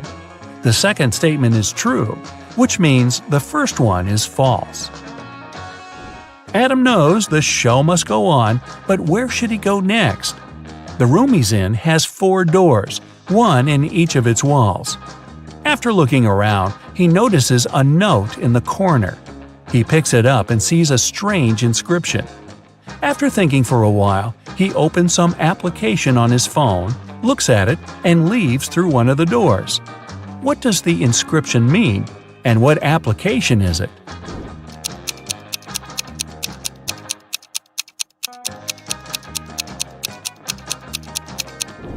Adam turned the note upside down. Now it read south. Then he used a compass app on his phone to find out which door was leading to the south. The guy found himself facing the last challenge. It was another detective case. Ruth was moving home. While she was busy with boxes, someone took her laptop. The girl went over to her new neighbors. Perhaps one of them had seen something. Eric told her he had been staying at home with a high fever for the whole day. Emma said she didn't even know a new neighbor was coming.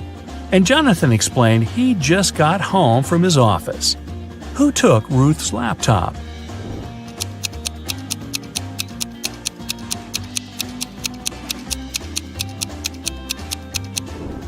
Adam is an observant guy. He immediately noticed that Jonathan's car was covered with a thick layer of snow. The man lied. He wasn't at work. Now Tyler runs an amusement park. He's having a job interview with these 3 clowns, but only one of them is not dangerous.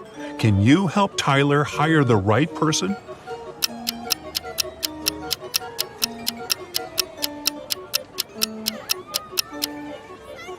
The first clown doesn't cast a shadow, so he's probably a ghost. And the third clown is stealing money from the second clown's pocket, so he's a thief. Therefore, Tyler should hire the second clown.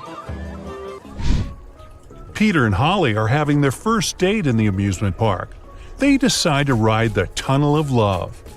At some point it gets pretty dark inside the tunnel, and after the ride, Peter finds out that his wallet is gone.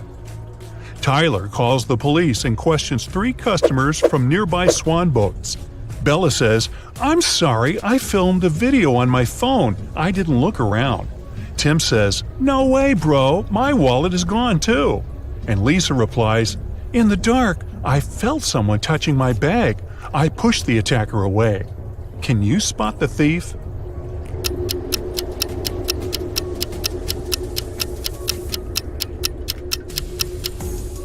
It's Holly. Take a look at her bag. There are 2 wallets inside it, and here's one more in her pocket. Tyler receives a curious delivery. It has streets, but no pavement. It has cities, but no buildings. It has forests, but no trees. Also, it has rivers, yet no water. Can you guess what it is?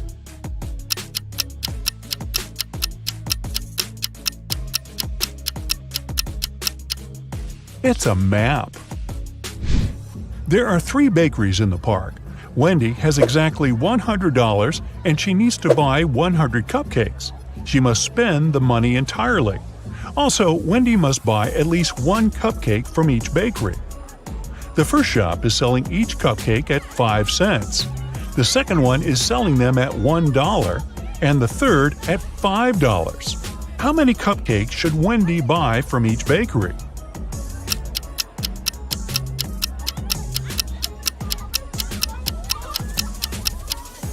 To fit the budget, Wendy should buy 80 cupcakes from the first shop, 1 cupcake from the second shop, and 19 cupcakes from the third shop. Brian decides to take a ride on the Ferris wheel. On his way up, someone suddenly throws ice cream right in his face. When the trip is over, he interviews 3 suspects. Zoe says, "I don't eat ice cream. I'm on a sugar-free diet." Peter says, "I didn't see anything, bro. I'm terrified of heights, so I kept my eyes closed the whole ride." And Fred says, "Sorry, I was streaming a video, so I didn't look around." Who is lying?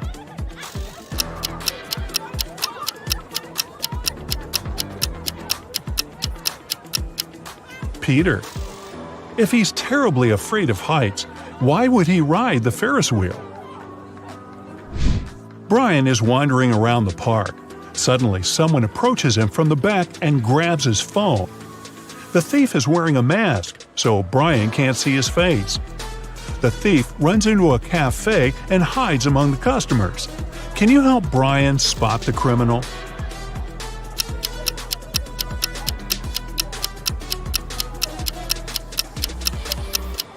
It's this woman. She's hiding Brian's wallet in the menu. Tyler is walking down the street after a long work day. Suddenly, he pushes this lady. Can you guess why?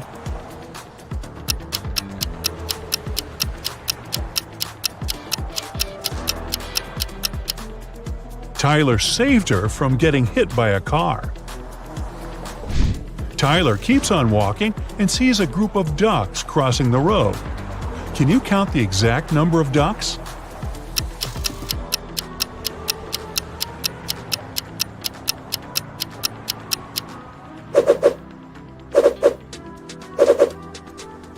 $16.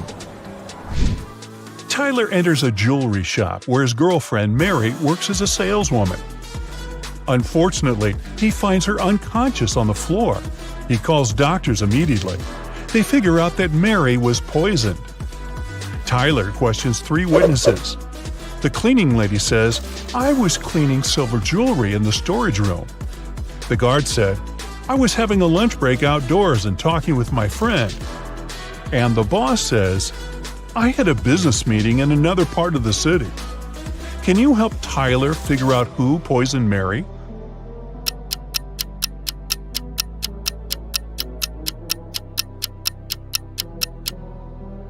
Take a look at the hint that Mary left on the wall. It literally says that the boss did it. A few days later, Mary gets better and decides to prank Tyler. She brings 3 similar boxes to his house. There are 2 delicious cheesecakes in 2 boxes, and the remaining box contains dog food. Let's spin the boxes back and forth. Can you find the pranked box now?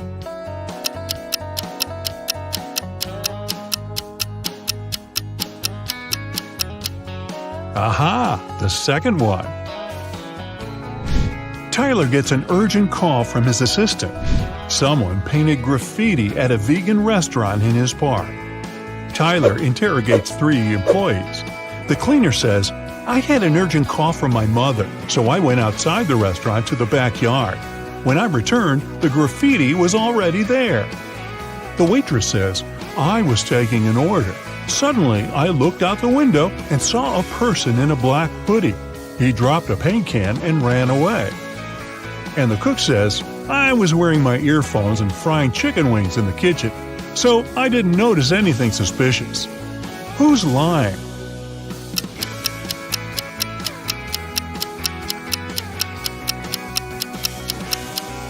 The cook. It's a vegan restaurant. Why would he fry chicken wings? After getting exposed, the cook pushes Tyler away and escapes from the restaurant. Tyler follows him. The cook hides in a carnival tent. He puts on a costume to blend in with the crowd. Can you help Tyler find him?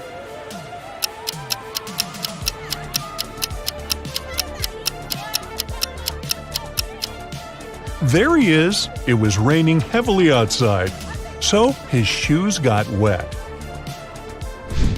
Tyler is walking around the park and spots 4 weird details. Can you see them too?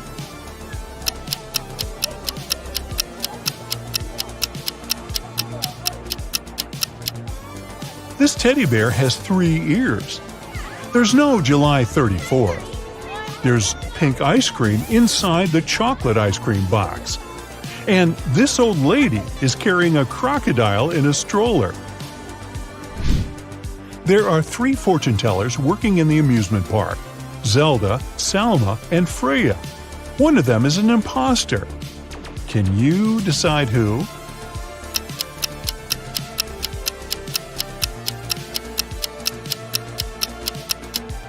Salma has an earphone in her ear, which probably means that someone is helping her when she tells fate. Later that night, Tyler finds Zelda lying unconscious at her workplace. There's a weird note in her hand. Tyler calls the doctors and the police. He also finds out that Zelda had only 5 customers that night: Alex, Rick, Emma, Rose, and Zoe. Can you figure out who's guilty?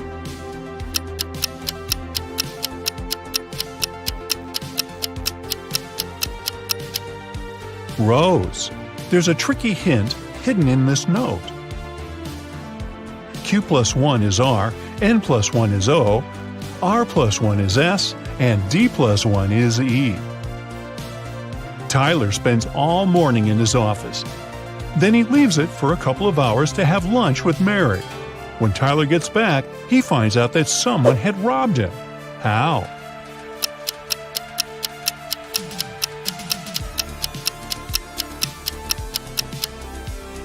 These 6 items are missing.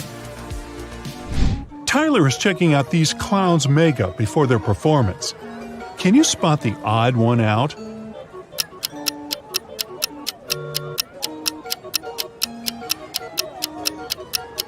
It's this guy. He's the only one who has eyebrows. What about these houses? Can you find the odd one out?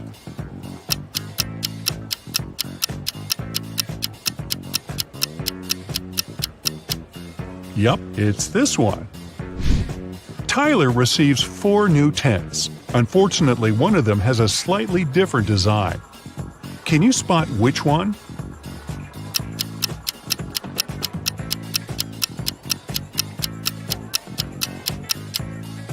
The second tent doesn't belong here. Tyler wants to improve the scary tunnel, so he gathers all actors playing ghosts and monsters for a brief team building. But there are real monsters and ghosts among Tyler's employees. Can you spot them?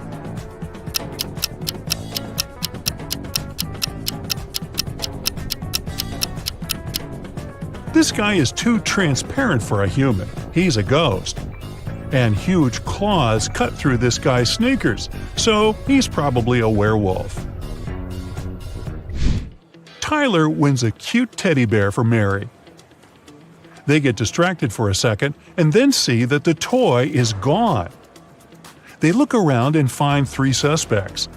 Can you guess who is a thief?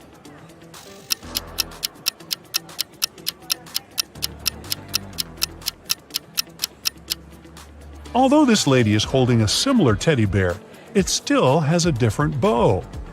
This guy is carrying a box, and judging by his posture, it's hard for him to carry it, so it's probably really filled with heavy stuff. And the third guy's guitar is outside the bag, which means he can be hiding the teddy bear inside the guitar case. Tyler throws an epic party at the amusement park. All guests are treated to free food and drinks. In the middle of the party, all the guests begin to fall asleep right on the dance floor. The next day, doctors check all the food and drinks from the party, and everything is perfectly fine. Can you guess what happened here?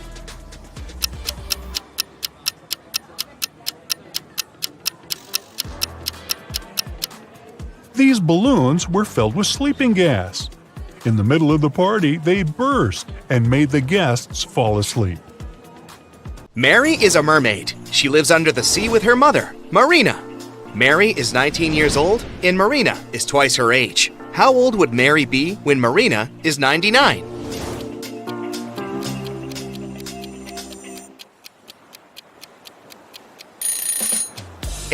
Because Mary is 19 years younger than Marina. Mary is hanging out at her favorite spot in the ocean. Both of the following facts are true. If all the goldfish sit on all the seashells, one fish per shell, one goldfish will stay without a shell. And if every 2 goldfish decide to share a seashell, one shell will be left without a goldfish. Can you count the correct number of seashells and goldfish?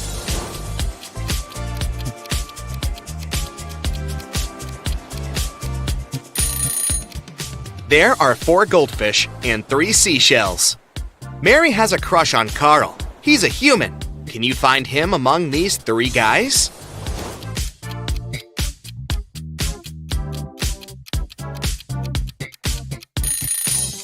The first guy has a mermaid tattoo on his arm, but it doesn't prove anything. The second guy is wearing a seashell necklace, but maybe he just loves jewelry. But the third guy is definitely Carl. His face and name are printed on this diving coach poster. Mary goes to a sea witch and asks her to turn her into a human. The witch says, "Okay, but first I gotta check if you deserve my gift. Solve my riddle. When you have 10, you have 10. When you have 3, you have 3. And when you have 1, you have none. What is it that you have? Can you help Mary out?"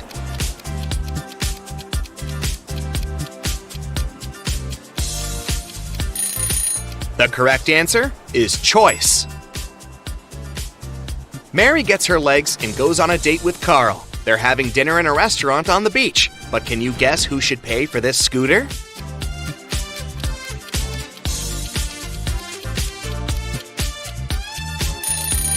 Mary. Only her footprints lead to the scooter. Therefore, she arrived at this vehicle, and Carl walked from the other side. Carl and Mary keep on walking on the shore and see these 4 guys playing in the sand. Suddenly, Carl freaks out and runs away. Why?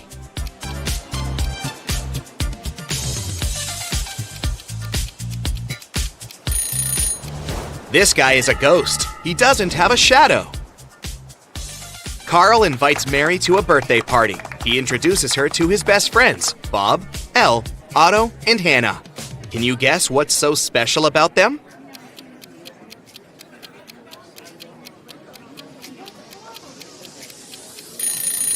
They all have palindrome names.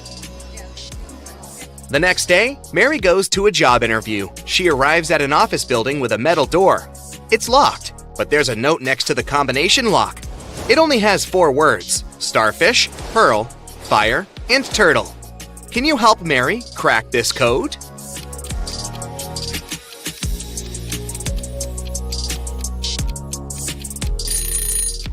All things in this list can be found underwater, except for the fire. So the password is fire. At the job interview, the HR manager shows Mary 4 identical glasses with water and different objects inside them.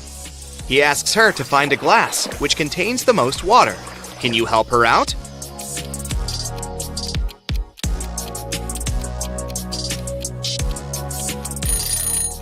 It seems like the water level is even in all the glasses, but what happens if we remove the objects? The glass that contains the smallest object will have the most water. So Mary should choose the second glass. Mary gets a job as a waitress in a restaurant. On her first day, one client runs away without paying the check. The manager says, "No worries, I know him." He has 4 sisters, and he's probably hiding in one of their houses. The manager is not a policeman, so he can't just break into their houses. That's why he looks through his sister's fresh Instagram posts. Can you spot who's hiding the thief?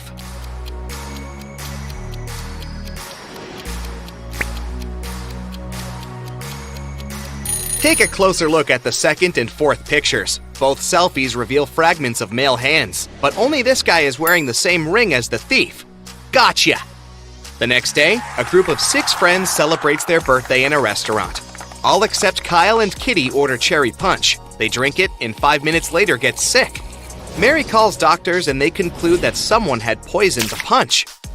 She suspects Kyle and Kitty, so she asks them just one question. Why did you order other drinks? Kitty replies, I ordered tea because I'm allergic to strawberries. Even one small bite gives me a red rash. And Kyle replies, I'm not proud of it, but I'm really broke. I took coffee just because it's cheaper. Who's lying?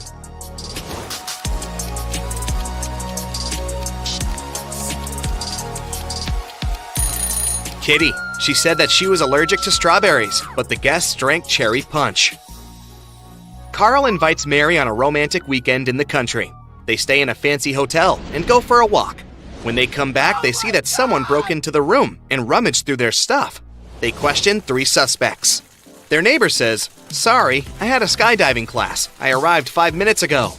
The cleaner says, "I spent all day cleaning rooms on the 4th floor, so I haven't had time to clean up your room yet." And the lobby boy says, "I was dealing with a tourist group from Sweden all day. We had some booking issues." Who's lying?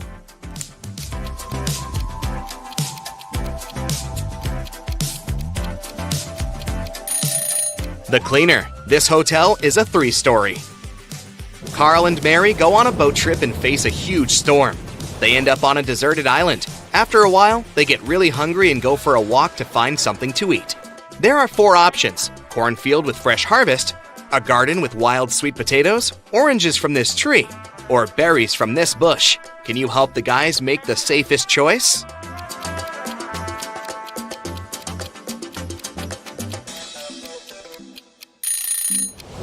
The boogeyman in the cornfield is moving, and it looks pretty unfriendly. There are sharp thorns on these berry bushes. Creepy spiders are hiding in this orange tree, so they better choose sweet potatoes. Mary and Carl keep on walking and find a tunnel. Unfortunately, they get trapped inside. There are 3 possible exits.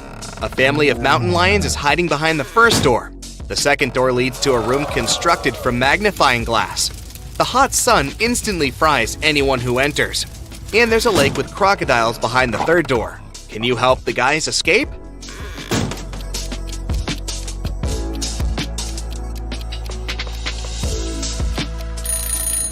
They should wait until nighttime and go through the second door. Mary and Carl find 2 identical basketballs in the field. They have the same diameter and weight, but one of them is solid and the other one is hollow. How can they identify the solid ball without picking it up or bouncing it?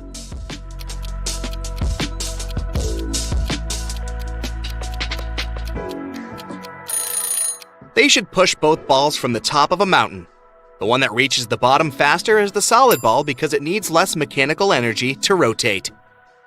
Suddenly, the sea witch pops out of nowhere and teleports Mary and Carl into a dungeon. There's a weird note on the door: JMNBJ 3 SHLDR.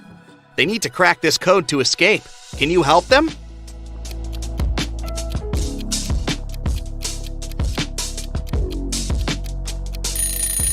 Replace every letter in this note with the one before it in the alphabet, and we get knock 3 times.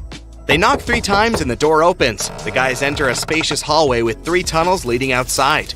Hungry leopards are waiting in the first tunnel. In the second tunnel, there's a tank with piranhas.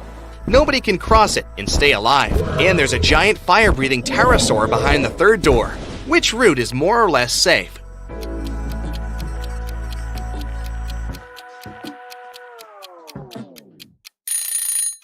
To crack this riddle, we should remember 2 things. Pterosaurs don't breathe fire. That's what dragons do. Moreover, they got extinct many millions of years ago, so this third door is the best choice. Eddie and Lucy decided to go camping in the forest for the weekend. However, they didn't know that it was protected by an angry spirit who didn't like intruders. He appeared in front of them and said, "You have set foot into my forest uninvited. You will not be able to leave. Forget your home. With it, you will never be reunited." We apologize. We didn't know the forest belonged to you. Please let us out. We won't ever come back. Lucy cried. The spirit replied, "I'll show you mercy, for you are sincere. Mysteries of my forest await you. Solve them all, and you will be able to leave." Then he magically teleported them to the deepest, darkest part of the forest and vanished out of sight. As Eddie and Lucy walked around trying to find their way out of the forest, they came upon a river. They had to cross it to continue their journey. There were 3 different bridges in front of them. Which one should they choose to move to the other side?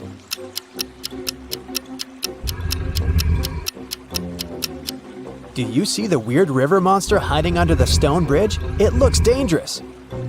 And the wooden bridge looks so old, it can crash at any minute. So, they should choose this one. After Eddie and Lucy crossed the bridge, they saw 3 different paths in front of them. The first road led to a cave where giant hungry trolls were living. The second road led to the house of evil witches who needed human blood for a spell they were casting that would allow them to stay young forever. And the third road led to a swamp where an 8-headed snake was waiting for its prey. Which path should they follow?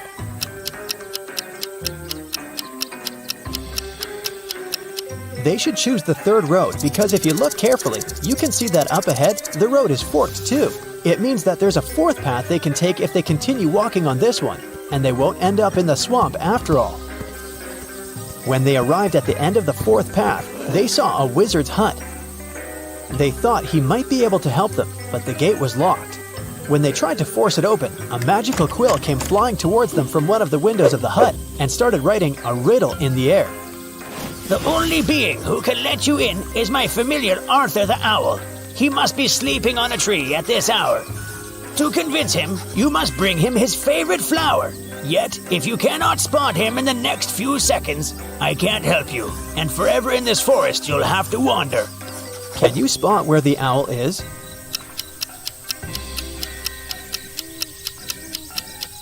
Look there! Eddie and Lucy managed to spot not 1, but 3 owls standing on a tree branch. Only one of them was Arthur. If they don't figure out which one of them is Arthur, they won't be able to get help from the wizard. The first owl said, "The third owl is not Arthur." The second owl said, I am not Arthur. and the third owl said, I am Arthur. However, only one of them was telling the truth, and the others were lying. Can you figure out which one is Arthur?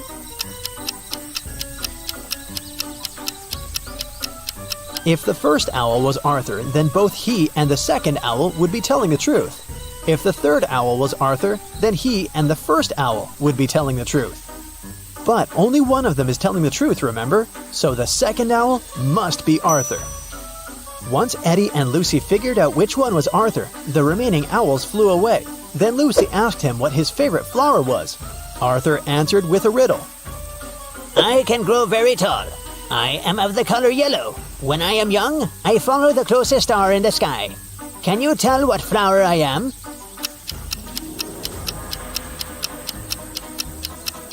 Arthur's favorite flower is the sunflower.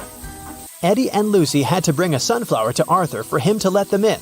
They asked him where they could find one, and Arthur told them that they could get it from the sunflower field that was located between the cornfield and the wheat field. When they asked which direction they should go, Arthur said this. If you went east, took a right turn, covered some distance in that direction, then took a left turn, and finally took another left turn, which direction would you be facing? That's the direction you must go. Can you tell what direction that is?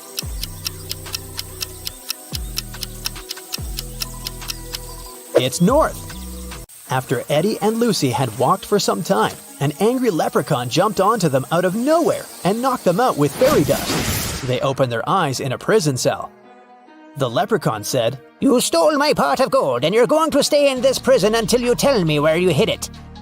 Eddie said, We don't know anything about your gold, but the leprechaun didn't believe him. Suddenly, Lucy saw something strange that could help them. There was another prison cell in front of them with 3 different prisoners. Lucy noticed that one of them was going to try to escape. She suggested making a deal with the leprechaun. She said, I will tell you which prisoner is planning to escape if you let us go. He's probably the one who stole your gold, and I promise we'll help you find it once you free us. The leprechaun agreed to the terms. Take a look at these 3 prisoners. Can you tell who's trying to escape?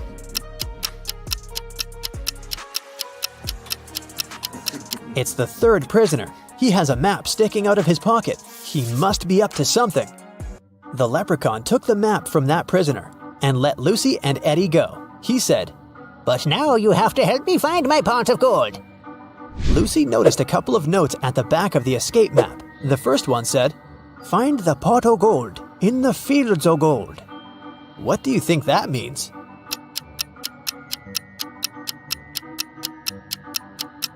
Remember what Arthur said? He informed Lucy and Eddie about 3 different fields: sunflower, corn, and wheat. These 3 things are all yellow or golden. It could only mean that the leprechaun's pot of gold is in one of these fields. The road from the leprechaun's prison to the fields was foggy. They lost their way and arrived at part of the forest that even the leprechaun didn't even know about. Eddie immediately noticed 3 unusual things. Can you spot them?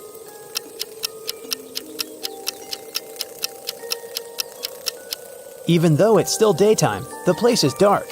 The mushrooms on the ground are actually tiny houses. And finally, one of the butterflies flying there in the distance is no butterfly at all. It's a fairy. As soon as Eddie spotted the fairy, it flew next to them and said, "The fairy mother wanted me to bring everyone food, but when I asked what she wanted, she only said this: remove the outside, cook the inside, eat the outside, and throw away the inside. What I want is what this is. But I don't know what that means. Can you help me, please? Do you know the answer?"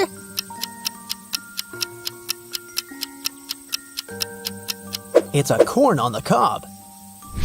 The fairy thanked them for helping her. Lucy then told her that they were actually on their way to the sunflower, corn, and wheat fields, but they had lost their way. The fairy told them she was going there to get the corn on the cob or 2. They all followed her and arrived at the fields. After the fairy got her corn, she asked them what they were looking for. The leprechaun said, "We're looking for my pot of gold." The fairy told them that there was a maze in all 3 fields. At the center of each maze, there was a pot of gold, but only one pot had real gold in it, and the others were fake. The real one was in the maze that had the shortest way from start to center. Can you tell which one that is? It's the sunflower maze. The leprechaun, happy to get his gold back, bid farewell to Eddie and Lucy. They picked a sunflower for Arthur and headed back to the wizard's hut. On their way there, they heard a scream. They ran toward it and saw 3 princesses. They all said they needed help because 2 monsters were following them. Only one of them was a real princess who was telling the truth. The other 2 were actually monsters. Can you tell who?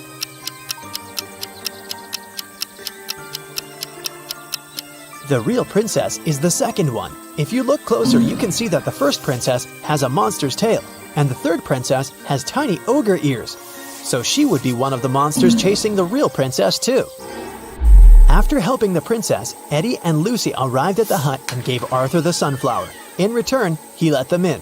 The wizard greeted them and asked what he could do for them. They said they wanted to get back home.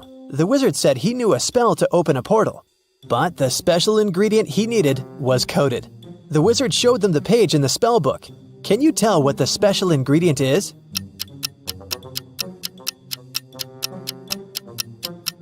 It's one piece of feather from a crow. The wizard prepared the spell, but something went wrong with it, and instead of 1, 3 magical portals appeared. Behind the first one, they could see a knight holding an axe. Behind the second one, they could see a robot shooting lasers from its eyes. Behind the third one, they could see a vampire with a dagger in his hands. Only the safest one would transport them home. Which one is it?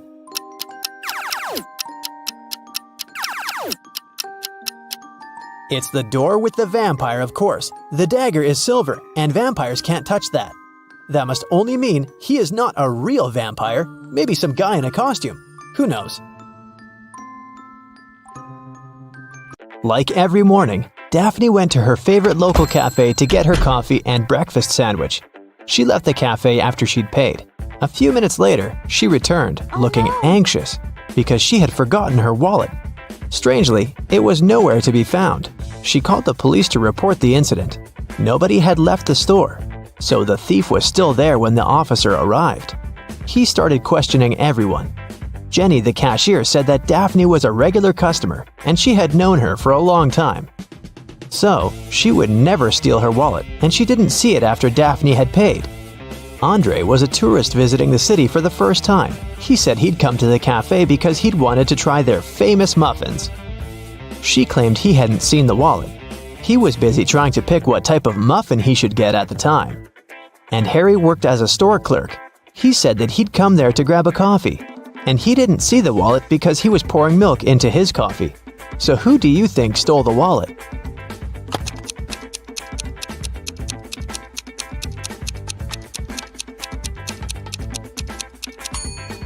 It was Harry, the store clerk, or should I say Harold. Do you see his name tag? He lied about his name when he ordered his drink. Also, even though he said he was pouring milk in his coffee, as you can see, it doesn't have any milk in it.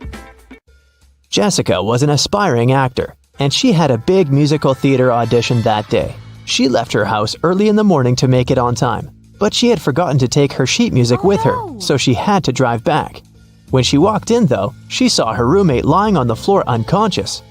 A nurse was standing beside her. She explained to Jessica that her roommate had been poisoned, but luckily, she'd had enough time to call an ambulance before she passed out. Jessica immediately realized something was wrong. She thanked the nurse for helping her friend and asked her if she could get her a glass of water or anything else. The nurse agreed, and Jessica hurried to the kitchen. There, she called the police saying, "There's a fake nurse in my house. She poisoned my roommate and tried to rob her." How did Jessica understand that?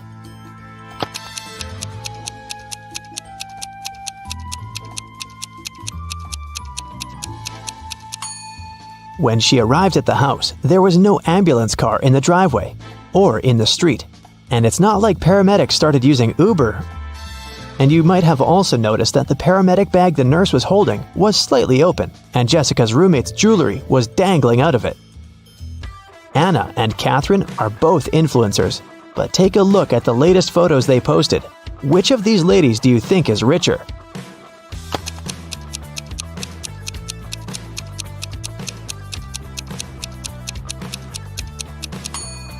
Catherine is richer, of course. Just look at the number of likes on her photo. She has 27,907 likes. Anna, on the other hand, has 9,837, which means that Catherine has way more followers and must be earning millions. Annie managed to buy presents for everyone except her dad. She knew what everyone wanted, but her dad was kind of secretive and not the talking type. He was also not great with technology and never bought anything online, so there was no way she could sneak into her dad's computer and check the saved items in his shopping cart. But he always liked to make lists in his little notebook, and Annie was sure she might be able to find a wish list there. So she sneaked into her father's office one day to look for the notebook. It was nowhere to be found, but his study table had a locked drawer. She looked for the key around the room but couldn't find it anywhere. That's when 2 different sticky notes attached to 2 different books inside the bookcase caught her eye. The first note was attached to a psychology book and had P5487TH written on it. The second note was attached to a detective novel and said P21320TH. Annie immediately knew what the notes meant. Can you guess what she had to do?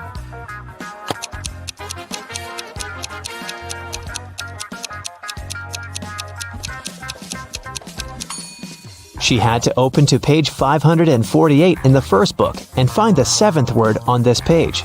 Then, she had to open page 213 in the second book and find the 20th word on that page.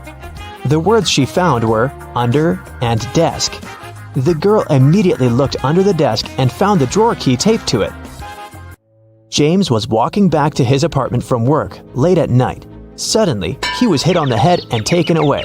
When he woke up, he found himself in a small room. He tried to escape, but the door was locked with a padlock. James tried to look for the key, but there was nothing in there but a window with strange-looking metal bars. Suddenly, he noticed something. It helped him to find the key. Do you see it too?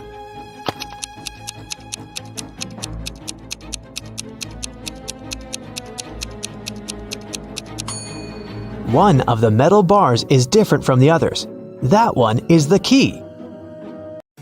Giselle was camping in the forest during a night when the moon was full. After midnight, when she was making s'mores by a fire, she heard a loud howl. There was a werewolf in the forest, and it managed to find Giselle's tent because it smelled of food there. Thankfully, Giselle was not in her tent anymore when the werewolf arrived because she had already run away. Hiding behind a tree, she watched the creature eat her s'mores and tear up the tent. When the werewolf left before sunrise, the girl returned to her tent, but everything was ruined. There was no more food or water left. Her cell phone had run out of battery, so she couldn't call anyone. She started wandering through the forest, and soon she came upon a witch's house. When she walked in, she saw the witch and another lady. Giselle asked the witch if she could send her home. The witch agreed to help her on one condition. She would only send Giselle home if she guessed her sister's name. If not, she would turn her into a frog.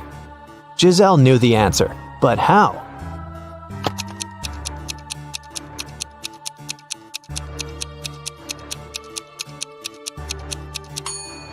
Did you notice that the witch's sister is wearing the same necklace around her neck as the werewolf? Well, Giselle did, and there's a name written on the necklace: Abigail. Zoe went to a security guard and reported that her gym bag was missing. She said she'd gone to the ladies' restroom after her dance cardio class. She was fixing her hair when someone came up from behind and pushed her. So she didn't see the person who had taken her bag. The security guard refused to check the footage from the security camera that was outside the restroom. Neither did he file a report. Why?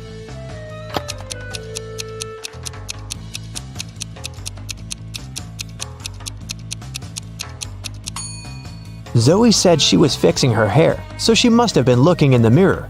If she was telling the truth about someone sneaking up from behind, she would have definitely seen their reflection. So, Zoe probably lied so that she could sue them. Luckily, the security guard was super smart. Several women went missing in a small town. James Darcy and his police team had been searching for months, but they couldn't find the place where the women were kept. One day, when Sandra was jogging, she decided to use another route to get home. As she was passing an old cabin, she heard screams coming from its basement. She immediately called James Darcy to report it. James and his team arrived at the place and busted in. They found there 3 women. They all said that they had been locked in the basement for months, but James knew one of them was lying. The first woman said that her name was Tammy and that she had spent almost 8 months in the basement. The second woman claimed that her name was Hannah and that she had been there for almost 5 months. The third woman told him that her name was Allison and that she had stayed there for about 3 months. Can you tell who the liar is?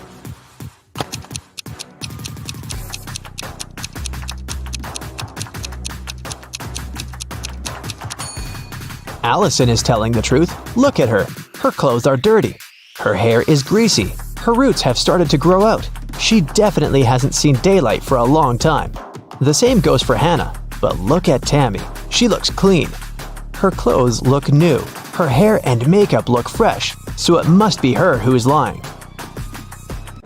David spent his summer break at a science camp that was at a big space facility. When the summer break ended and school started, he told his friends from the science club all about his camp adventures. He said that at the facility, he had found a secret room. And in there was a time machine. He stepped into it and pressed some buttons to test if it really worked. And it did. He traveled through time and was able to talk to Nikola Tesla, Chuck Berry, and King Aragorn. But one of his friends immediately called him out for lying. How did he know that David made up this whole thing?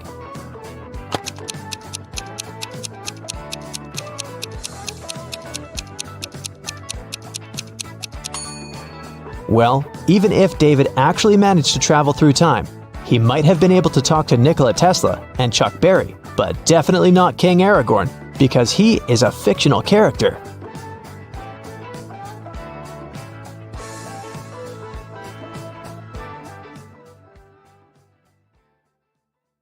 A call to the police. Amanda was going through a deserted park when someone hit her on the head. When she recovered, her bag, along with her phone, money, and documents, were gone. There were no people around but for one elderly lady. Amanda rushed toward her, explained the situation, and asked to call the police. The lady told her not to worry and started to press 911 on her phone. After talking for a minute, she said, "They're going to be here in no time." As soon as Amanda heard these words, she sprinted off. Why?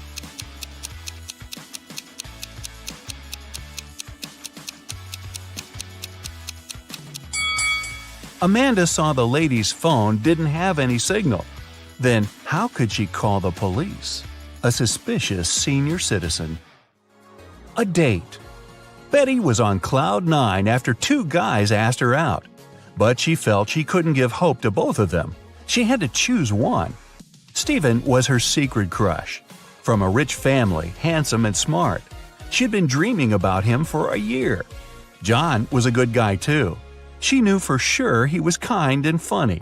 The girl was at a loss. Which one should she pick? Any ideas?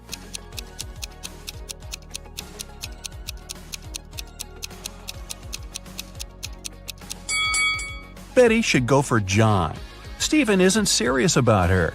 He has a lipstick mark on his neck, left there by Stanley. So yeah, better choose John. A bizarre code. Brian's friends invited him to spend the summer vacation in Europe with them. Unfortunately, the guy had serious study problems. To punish him, his dad took his passport away and locked it in a safe. The only way for Brian to get his documents and have some fun was to crack the code. Yeah, we still don't want to crack the books, huh? When he sneaked into his dad's study, he saw a piece of paper stuck to the safe. There were 3 drawings on it: a rose, a rainbow, a calico cat, and a banana. Brian thought for a while and then pressed 4 numbers. The code was correct and the safe opened. Which numbers were they?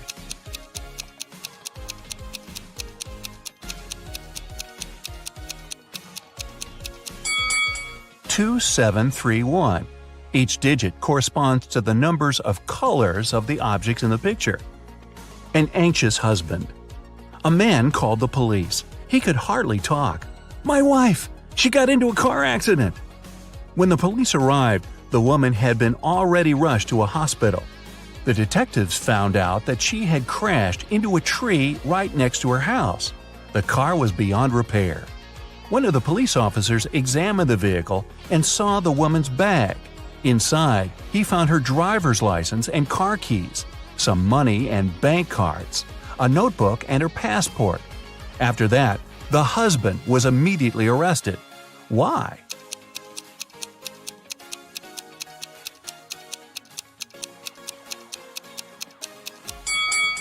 How could the woman's car key be in her bag if she was driving?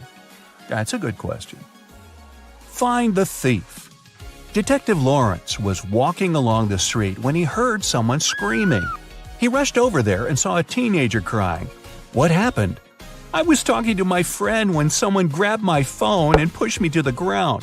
When I came to my senses, there was no one around, but I saw that cafe's door closing." The detective entered the cafe the girl was talking about and looked around. There were 5 people inside. All of them seemed to be rather decent.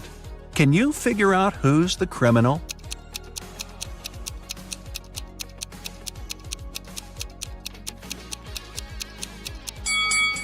It's the man near the coffee machine. His drink is still steaming. It means he just bought it. A crime in the neighborhood.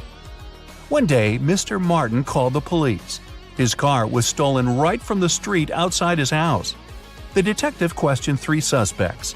Eric, a teenager who lived next door, said he had been at school and had seen nothing suspicious. Amy, a young artist renting a house across the street, had been too engrossed in her work to pay attention to her surroundings. But Mr. Brandon, an elderly man whose house was next to Amy's, accused Eric of taking the car. Mr. Brandon was having his breakfast when he saw the teenager get into the vehicle and drive off. Strangely, after his words, the police officers arrested the elderly man. Why?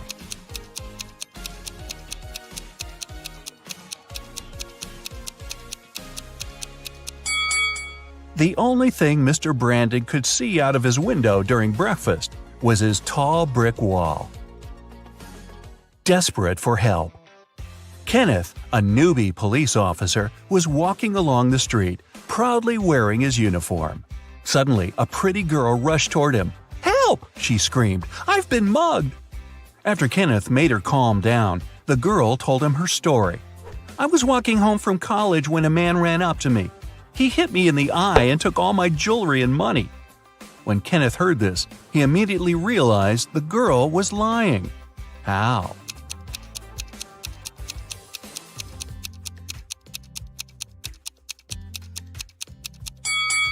The girl was wearing glasses. If the criminal had hit her in the eye, her glasses would have been shattered. Look at this image. What is wrong here?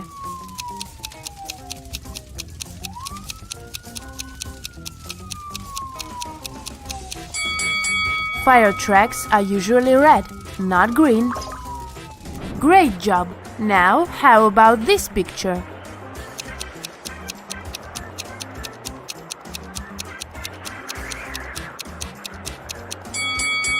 There are no butterflies in the winter. And one more image for you. Look at these people. Do you notice anything strange?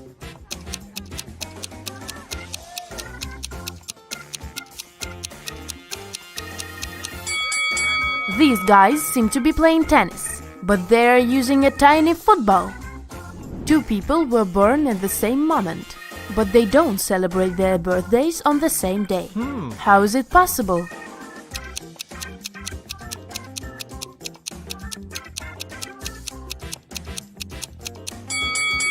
They were born in different time zones, and in one of these zones, it was already the next day. Captain Jack was an infamous and feared pirate who had robbed thousands of ships with the help of a small trick. It allowed him to approach any ship from any country easily and get close enough to grapple it without any problems. What was this trick?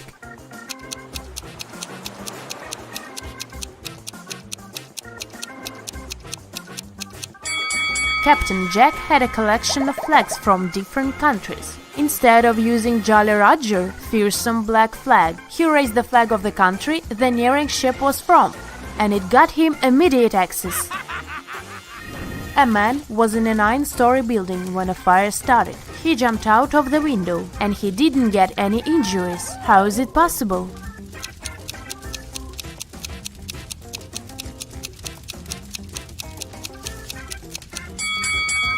The man was on the first floor when he jumped out of the window.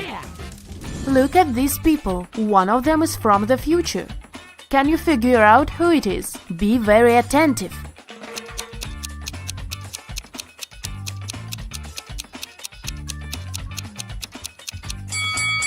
Right, it's this guy. He's got a smartphone in his pocket. Now this looks like a regular picnic in the park, but one of these people is a time traveler. Who is it?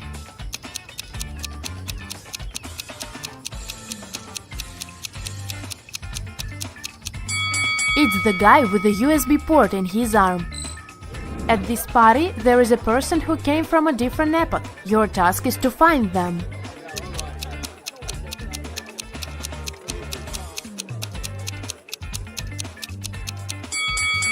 It's this person wearing a chainmail armor. Poor thing, he must be sweating under all this metal.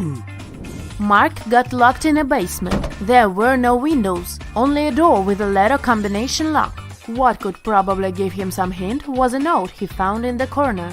What is the code word?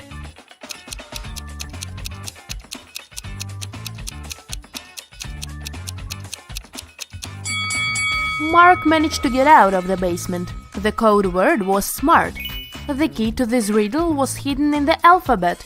P plus 3 letters is S, N minus 1 letter is M, and so on. Lisa woke up in the morning and found out that quite a large sum of money was missing from her purse. Her husband was on a business trip, so the person who had taken the money could only be one of her 3 kids. Her daughter Karen, who was 17, her 15-year-old son Christopher, or her 20-year-old son David. Lisa asked her children what they had been doing the previous evening. Karen said that she had gone to bed right after dinner because she had had a headache. Christopher said that he had gone to a nightclub with his best friend Rick. And David answered that he had had his football practice. Lisa immediately knew who had taken the money. What about you?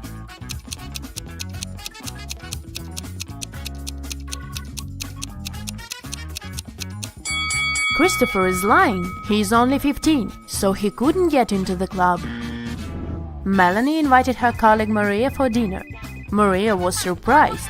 She thought Melanie didn't like her, but the hostess prepared a very nice meal. She even cooked tuna for both of them. She cut the fish in half, and each of them ate their portions.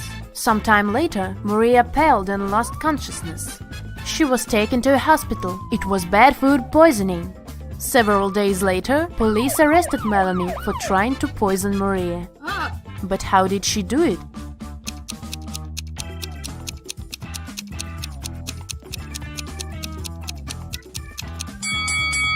The women ate the same dishes. The poison was on one side of the knife Melanie used to cut the fish. This way, only the piece of tuna she gave Maria was poisoned. 5 costs $25 and 25 $50. If you buy 255, you'll pay $75. What is it that you buy, and how much does one item cost?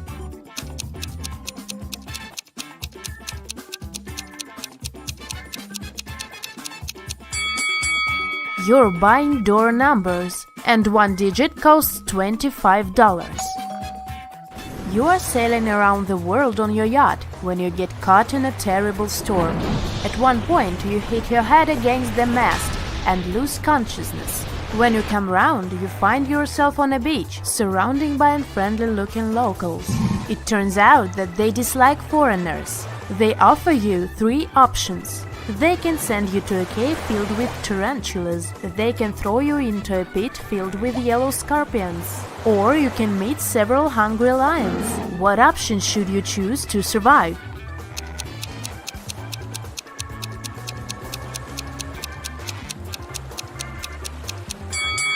Opt for tarantulas. They are mostly harmless to people. Michelle received a message from the building security that a dangerous criminal had sneaked into the office where she worked. She needed to get out of there as soon as possible. She was running towards the elevators when both of them simultaneously opened their doors. Inside, there were suspicious-looking guys. Which elevator should Michelle opt for?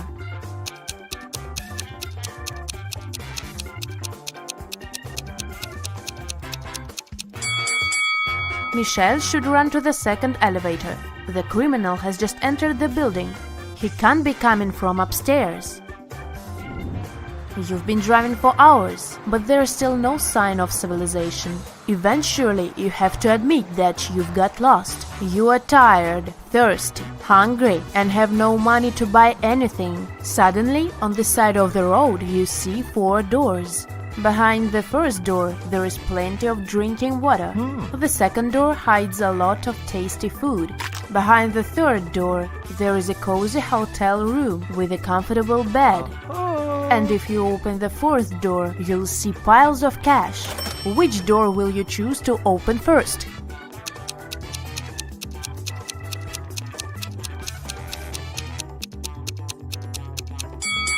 The first door you should open is the door of your car. In the morning, Paul went out of his house and saw something strange in his garden. There were several pieces of coal, a carrot, and a scarf lying there. There was a fence around Paul's property, so nobody could put those objects there. How did they turn up in the middle of the lawn?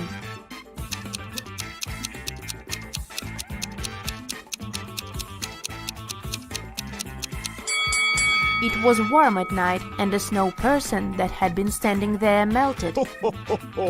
Detective Lucas Brown was invited to Long Road College, as more and more thefts occurred there. In a week's time, the man had 3 suspects. "What were you doing when the last theft happened?" he asked each of them.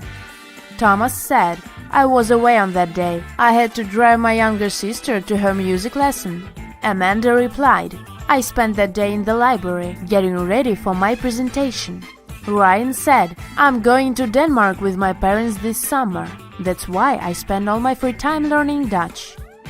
Lucas immediately understood who was lying. Can you figure it out?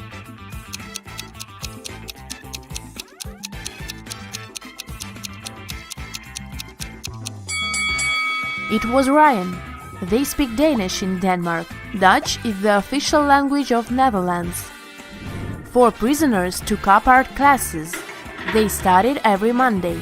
Guards escorted them to the art room and searched the prisoners at the end of every lesson. All the prisoners had their own art supplies, which they kept inside their cells. The question is, which of them has more chances to escape?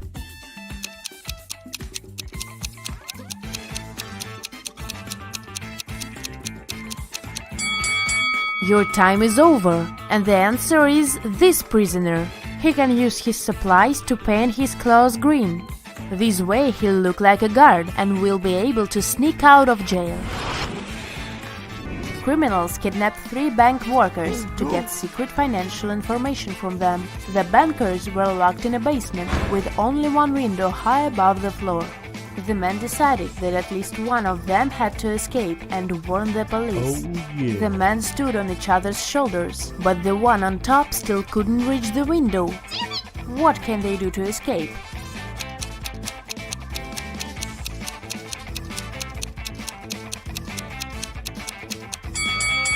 The tallest of them should climb on top. And since this man also has longer arms, he will manage to reach the window. Spilling the tea. Susie went to study for her university exam at a coffee shop. She ordered a white tea and sat down. 10 minutes later, she got up to go to the bathroom.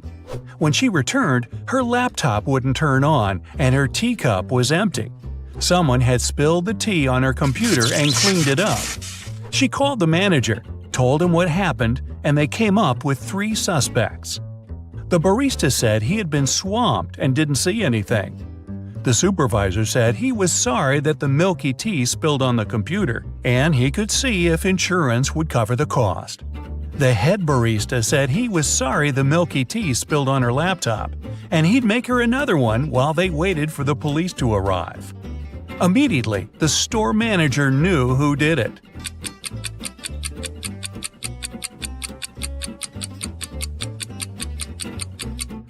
It was the supervisor. He couldn't have known that the tea had milk in it since it was cleaned up. The only person who remembered the order was the one who prepared it. The missing phone. We're at the coffee shop again. This time, Stuart forgot his phone on the table when he left. But once he realized and came back, his phone was gone. He saw a guy running outside the store, and Stuart chased him. When he caught him, Stuart said, "I've lost my device. Did you take it by accident?" The man replied, "I have no idea where your phone is, sir. I was just grabbing coffee." Stuart immediately called the police. Why?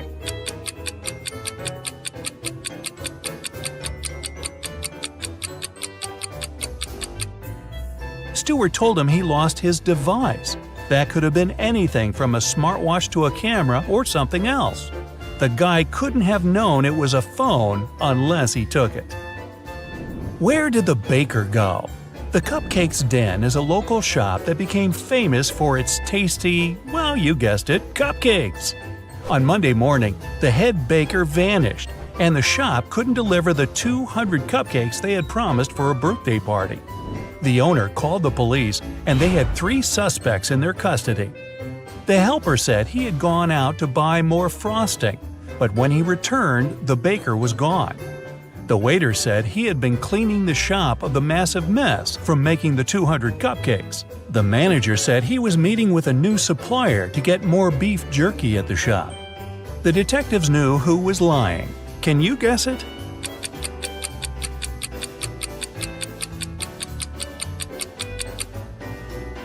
It's the manager. Who needs beef jerky at a cupcake shop? Get the last question right. Adam was taking part in a brain teaser TV game show, and he had one last question to answer before winning $50,000. He was tired and decided to call his best friend Luke to help him. The host asked, "If you could rearrange the order of the letters in this word ACIPCIF, what does it show? A country, a city, a large mountain, or an ocean?" Luke answered correctly. Can you?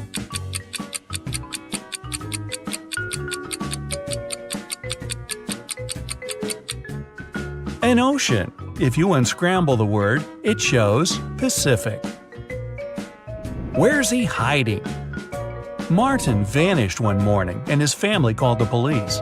Detectives searched everywhere and questioned 15 people, but none of them gave any untruthful answers. His son Jake found a letter from his dad saying, "If you love me, you'll find me." He went to his father's office to see if he could find any clues. He was looking around the room and immediately knew where his father was hiding. Can you guess it?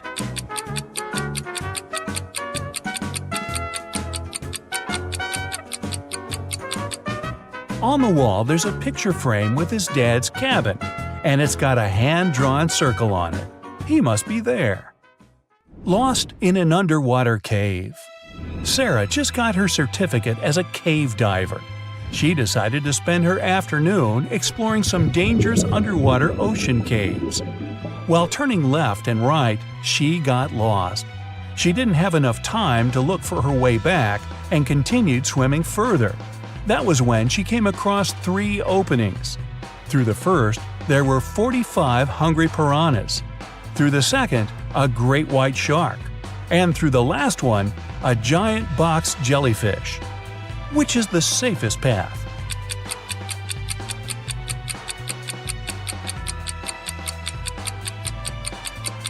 The first one. Piranhas are freshwater fish. They can't survive in salt water. The van. Susan was outside watering her plants when she noticed 3 people dressed in black clothing carrying electronic devices from her neighbor's home. She asked them what they were doing, and they said they were from a moving company. Immediately, Susan called the police. Why?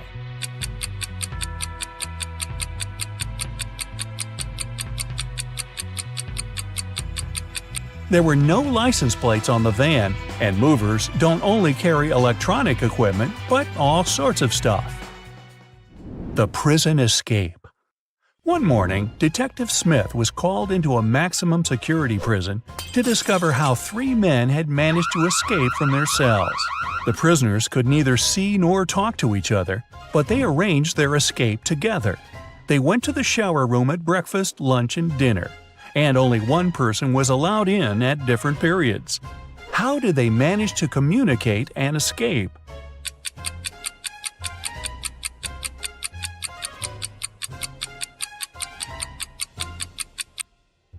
They wrote messages to each other on the bathroom mirrors, used steam to read them, and planned their escape together. 2 famous film producers are having breakfast in an expensive restaurant. They're discussing the budget for a sequel to a very successful movie that got $500 million at the box office. They're talking very quietly since they mention important details of the script. They suspect that someone might overhear them. The producers are right. Some curious people are indeed eavesdropping on their conversation. Find them.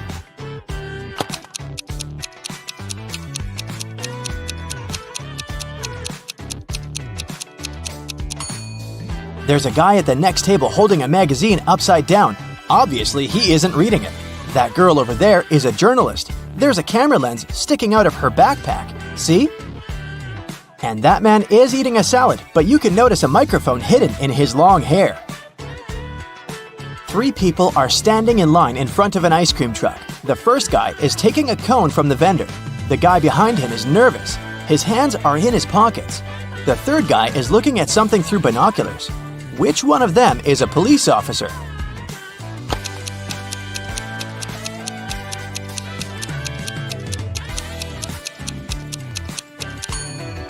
Look at the first guy. He's got a police radio in his pocket. A biker was traveling along a country road when he heard a scream. A woman was calling for help. She seemed to be in the forest. The biker rode in her direction and saw 3 girls among the trees. They were all begging him to save them from a vampire. "But which of you is the vampire?" the man asked. "It's her!" All the girls screamed and pointed at one another. How could the biker find out who was human?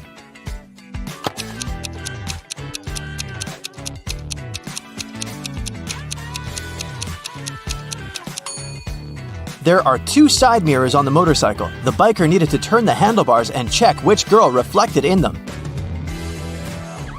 Mary opens her eyes and realizes that she's somewhere unknown. The last thing she remembers is walking in the park and then darkness. There's a lot of garbage in the room. A red lamp is flashing on the ceiling. Mary can leave through the door. It's open. But wait, she needs to take some useful stuff from the room. She can only choose 2 items. Which ones?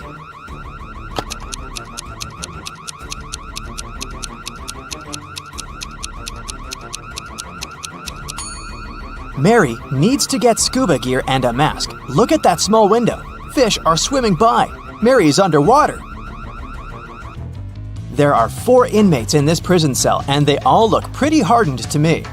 Well, all but one. There's a newbie here. Can you guess who it is?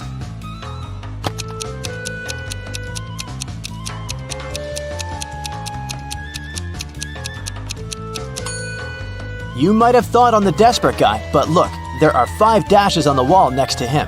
He's been in prison for some time already. The new guy is opposite him, with no dashes at all. Alex returns to his top floor apartment after a workout at the gym. When he's having lunch, water utility workers come and knock on his door. They say the ceiling in Alex's apartment is about to collapse because his neighbors forgot to turn off a faucet. And now they're flooding the building. They ask the guy to evacuate immediately. Alex closes the door and calls the police. Why?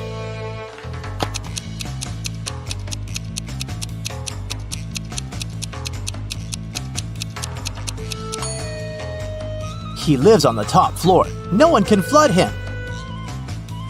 Annie just got a new motorbike she's been dreaming about for years. In the morning, she polished it for her evening bike ride, closed the garage, and went to work.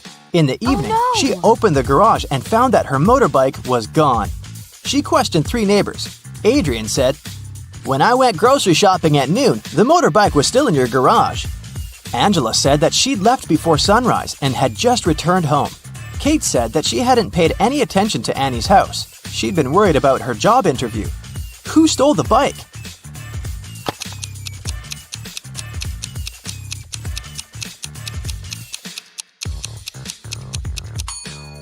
Adrian. He said that he'd seen the bike in the garage, but it couldn't be true because it had been closed. There was a grand ball organized in honor of Miss Parsons' birthday, and half of the town was invited. Suddenly, the lights in the entire building went off for a couple of minutes. When the lights came back on, Miss Parsons' beautiful diamond earrings were missing. The main suspect was her distant cousin, Sylvia. But the girl said that she'd been in the bathroom fixing her makeup. She didn't even notice the lights had gone out because she'd been busy. Who's lying, Miss Parson or Sylvia?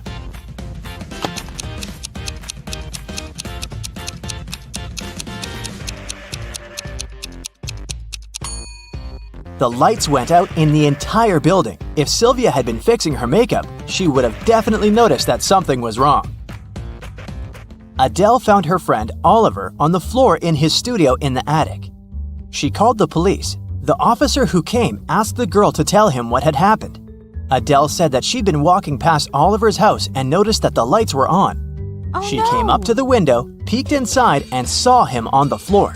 She called the police and ran into the house. The officer didn't believe her. Do you?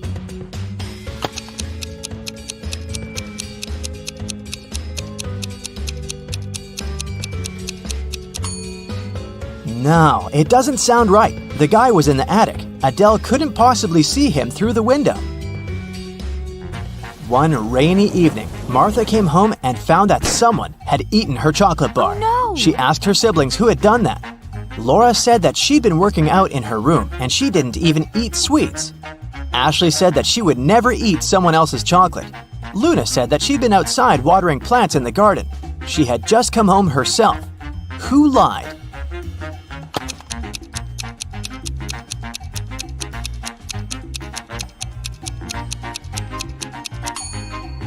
I'd say it was Luna. It was raining outside, so she didn't really need to water the plants. Colette always wanted to get a cat, but her mom wouldn't allow her. Once, the girl found a kitten in the street and brought it home. She decided to hide the animal from her mom. Still, one morning, Colette's mom walked into her daughter's room and realized a cat lived there. How did she figure it out?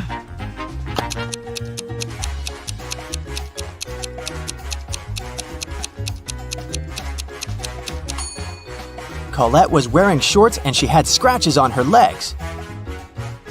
Jenny was locked in her room with 15 other people. Each of them could see the entire room with all the people inside without turning their head or body or moving in any other way.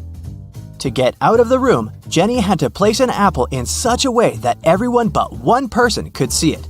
The girl managed to do it, but how?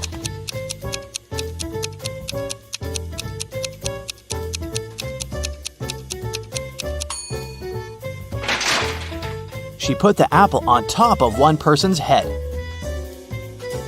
An old sailor hauled a treasure chest from the seabed. As soon as he took one gold coin from there, a pirate appeared in front of him. How dare you touch my treasures? The pirate said. You're doomed to spend half of your life at sea and the other half on land. The sailor is old and he doesn't know how much time he has left to live. How can he spend half of his remaining life in the water?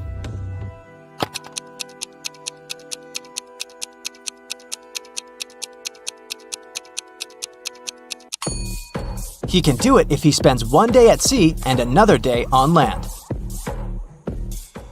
A teacher informed his students that there was just one question they had to answer to pass the exam. He took a shiny billiard ball out of his briefcase and put it on the desk. Prove this ball doesn't exist, the teacher said. By the end of the exam, all students wrote their answers, yet none of them passed, but one. That only student who wrote 2 words on their sheet of paper and got the passing grade. What did they write?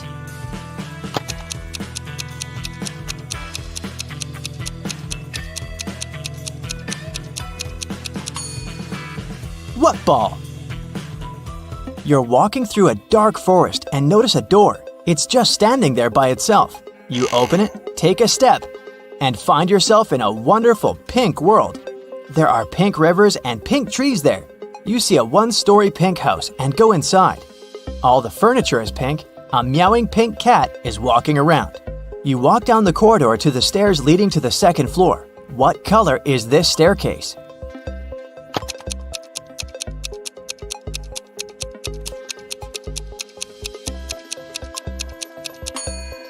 There are no stairs in the house. It's a 1-story building, remember? Time to go to your room and get some rest. But the elevator you entered is a trap. It takes you to the hotel's basement, where 3 doors appear in front of you. The first door takes you to the Amazon rainforest, with green anacondas, electric eels, and poison dart frogs. The second takes you to the Antarctic circumpolar current, the largest and most potent current globally. The third takes you to the top of Mauna Kea in Hawaii. It's the tallest mountain and largest volcano in the world that goes below sea level. Only one of them takes you to a safe place. Which one? You've got 6 seconds.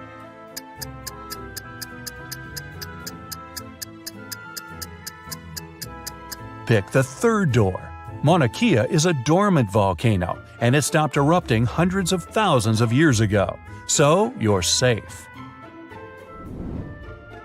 You've made it out of the shady cave and you need to go to your room.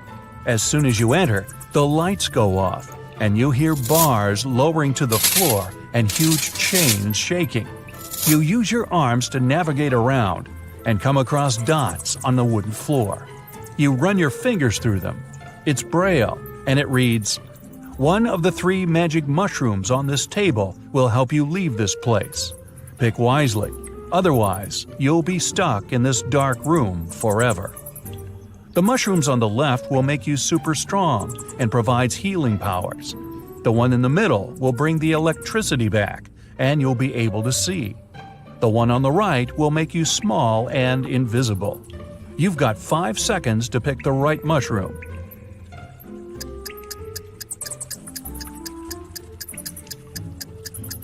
Turning the lights on won't free you, and becoming invisible doesn't mean you won't bump into walls. The best option is the strength and healing mushroom. You can bang on the walls and bars until you break them. The next day rolls around. You head into the parking lot to pick up your car, but the car seems to be locked. There's a 3-digit PIN code lock on the passenger side door. On the side of the device, you read a clue. ABC equals 123. On the ground, there's a piece of paper that reads BAD. Use the clue to find PIN code numbers. Here are your 4 seconds.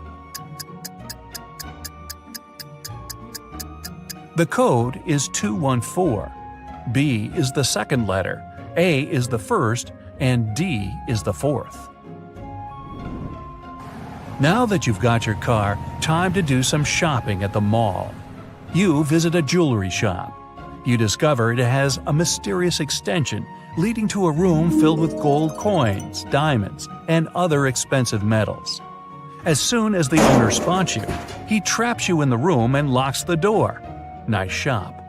He tells you there's only one way to survive in that dark chamber. You must eat one muffin. If you eat the wrong one, you won't make it. But if you pick the right one, you'll be free to go. The first muffin turns you into moss. The second one turns you into a badger. The third muffin will turn you into a snake.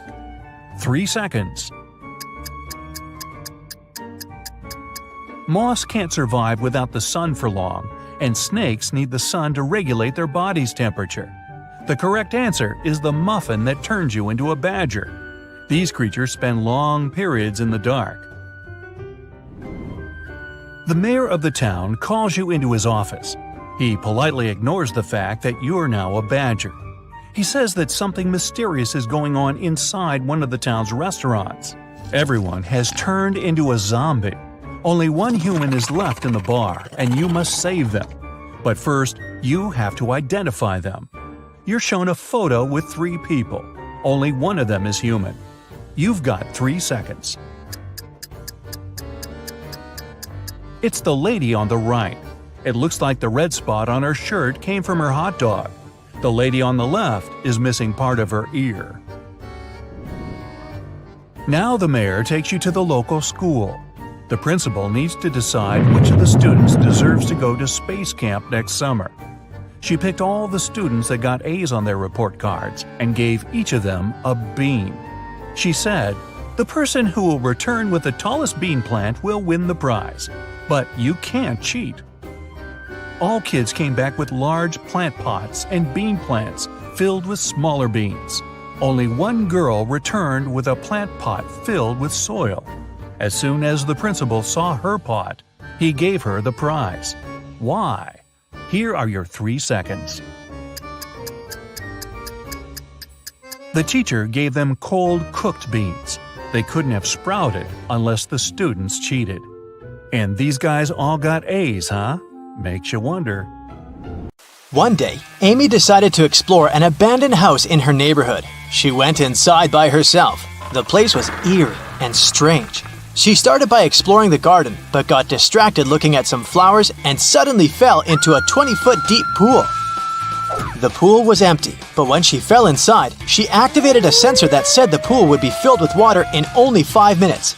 Amy was scared because she was a bad swimmer. She looked around and noticed a 6-foot-long rope lying at the bottom of the pool. She also saw a 4-foot-wide wooden barrel and a 3-foot-tall metal safe. Amy was 6 feet tall, and she managed to get out of the pool safely. Can you guess how she did it?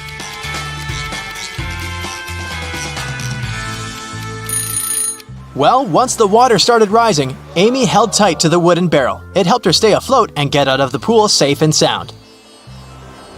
She could only enter the house through a door with a 5-digit combination lock. Amy looked around for some clues and found a piece of paper with 5 digits, 8, 1, 1, 6, 9. She tried this code, but it didn't work. Soon, she realized what was wrong. Can you figure it out as well?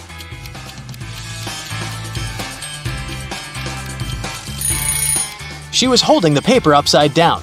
The correct code is 69118. Finally, she got inside the main house. In the living room, she discovered that the mansion was not abandoned after all. There were 4 ladies waiting for her. Each of them offered to guide Amy around the house. Which woman do you think is the safest choice? Well, the first woman doesn't cast a shadow, so she's probably a vampire. The third woman has a vampire bite on her neck, which means she's going to turn into a vampire pretty soon. The fourth lady has snakes in her hair, which means a big no-no. So Amy is left with lady number 2 as her guide. The lady led Amy to another room. She gave the girl a chocolate bar and told her she had a challenge for her. The guide was going to perform a few tricks for Amy, and after each trick, she needed to give the guide 1/7 of the chocolate bar. But Amy was only allowed to cut the bar into 2 parts. It was also impossible to break the bar or cut it without a special knife. In this case, what is the best strategy for cutting the chocolate bar? Amy should make 2 cuts, dividing the bar into 3 pieces. The first piece should be 1/7 of the bar, the second piece 2/7 of the bar, and the third one 4/7 of the bar. The guide performed a crazy magic trick and Amy gave her 1/7 of the bar. After the second trick, she gave the lady 2/7 of the bar and asked her to give the 1/7 piece back. After the third trick, she gave the guide the smallest piece again. Then, after the fourth trick, Amy took away the first 2 pieces and gave the woman the 4/7 piece. After the fifth trick, she added the 1/7 piece again. After the sixth trick, the girl took away the 1/7 piece and gave the guide the 2/7 piece. And after the grand finale, she gave the woman the smallest part of the bar again. After she finished performing tricks, the lady locked Amy inside the room. In a bizarre twist, the door she had entered through disappeared, and the girl could only see another door in the corner of the room. That door was sealed with a letter combination lock. Amy looked around the room and found a slip of paper. That's what was written on it. P plus 3, N minus 1, B minus 1, N plus 4, S plus 1. What's the code word?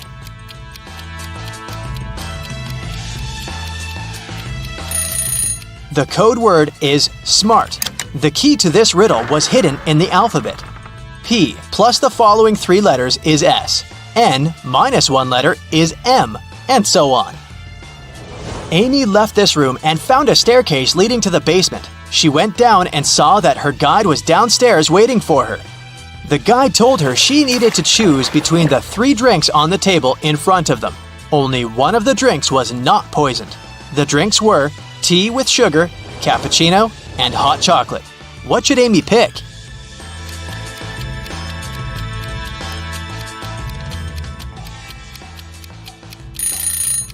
If it was indeed sugar in the tea, it would have already melted completely, but the sugar cubes are still in there.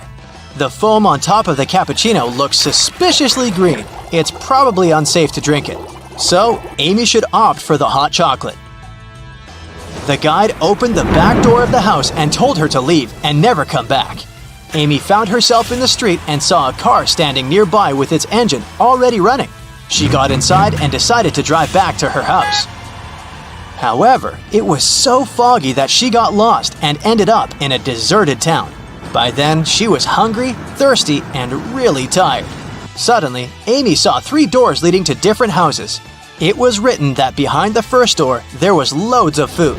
Behind the second door, there was all the water she could drink. And behind the third door, there was a stash of $1 million. Which door should Amy open first? Well, the car door. Duh. Amy managed to find her way back to her hometown and arrived home in the early morning. As soon as she entered her house, she noticed her laptop was missing. It looked like someone had broken into her house because there were footprints on the floor leading to the living room window. Amy called the police and told them about the case. In a day's time, the detective gathered 4 possible suspects. The first person was Jack, Amy's childhood friend. He said he hadn't left his house over the past few days because he'd been working on an important project for his work. Then there was Robert, Amy's next-door neighbor. He said he'd been taking care of his garden the entire week, but he hadn't seen anyone break into Amy's place. Mallory, Amy's coworker, said she'd been away on vacation during the past week. And Susanna, Amy's housekeeper, said that last time she'd come to clean Amy's place, the laptop had still been there. The detective knew immediately who had done it. How could he tell?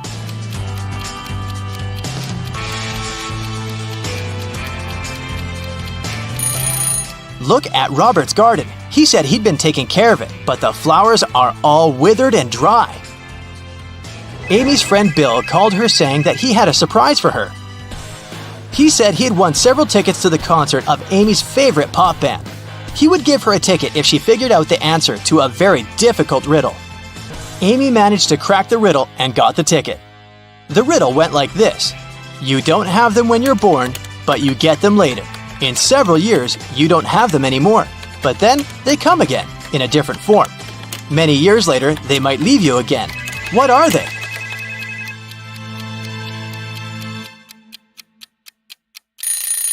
They are your teeth. At 11 a.m., Amy got a call from her boss, Tom. He was in distress because a very important document had disappeared from his office. It had been on his desk the evening before, but nowhere to be found in the morning. Amy immediately went there to question the employees. She soon had 3 suspects. Eliza said that he'd spent the previous evening at the movies. Mason took his girlfriend to dinner. And Evelyn visited an art gallery. It didn't take Amy long to understand who was lying. Why?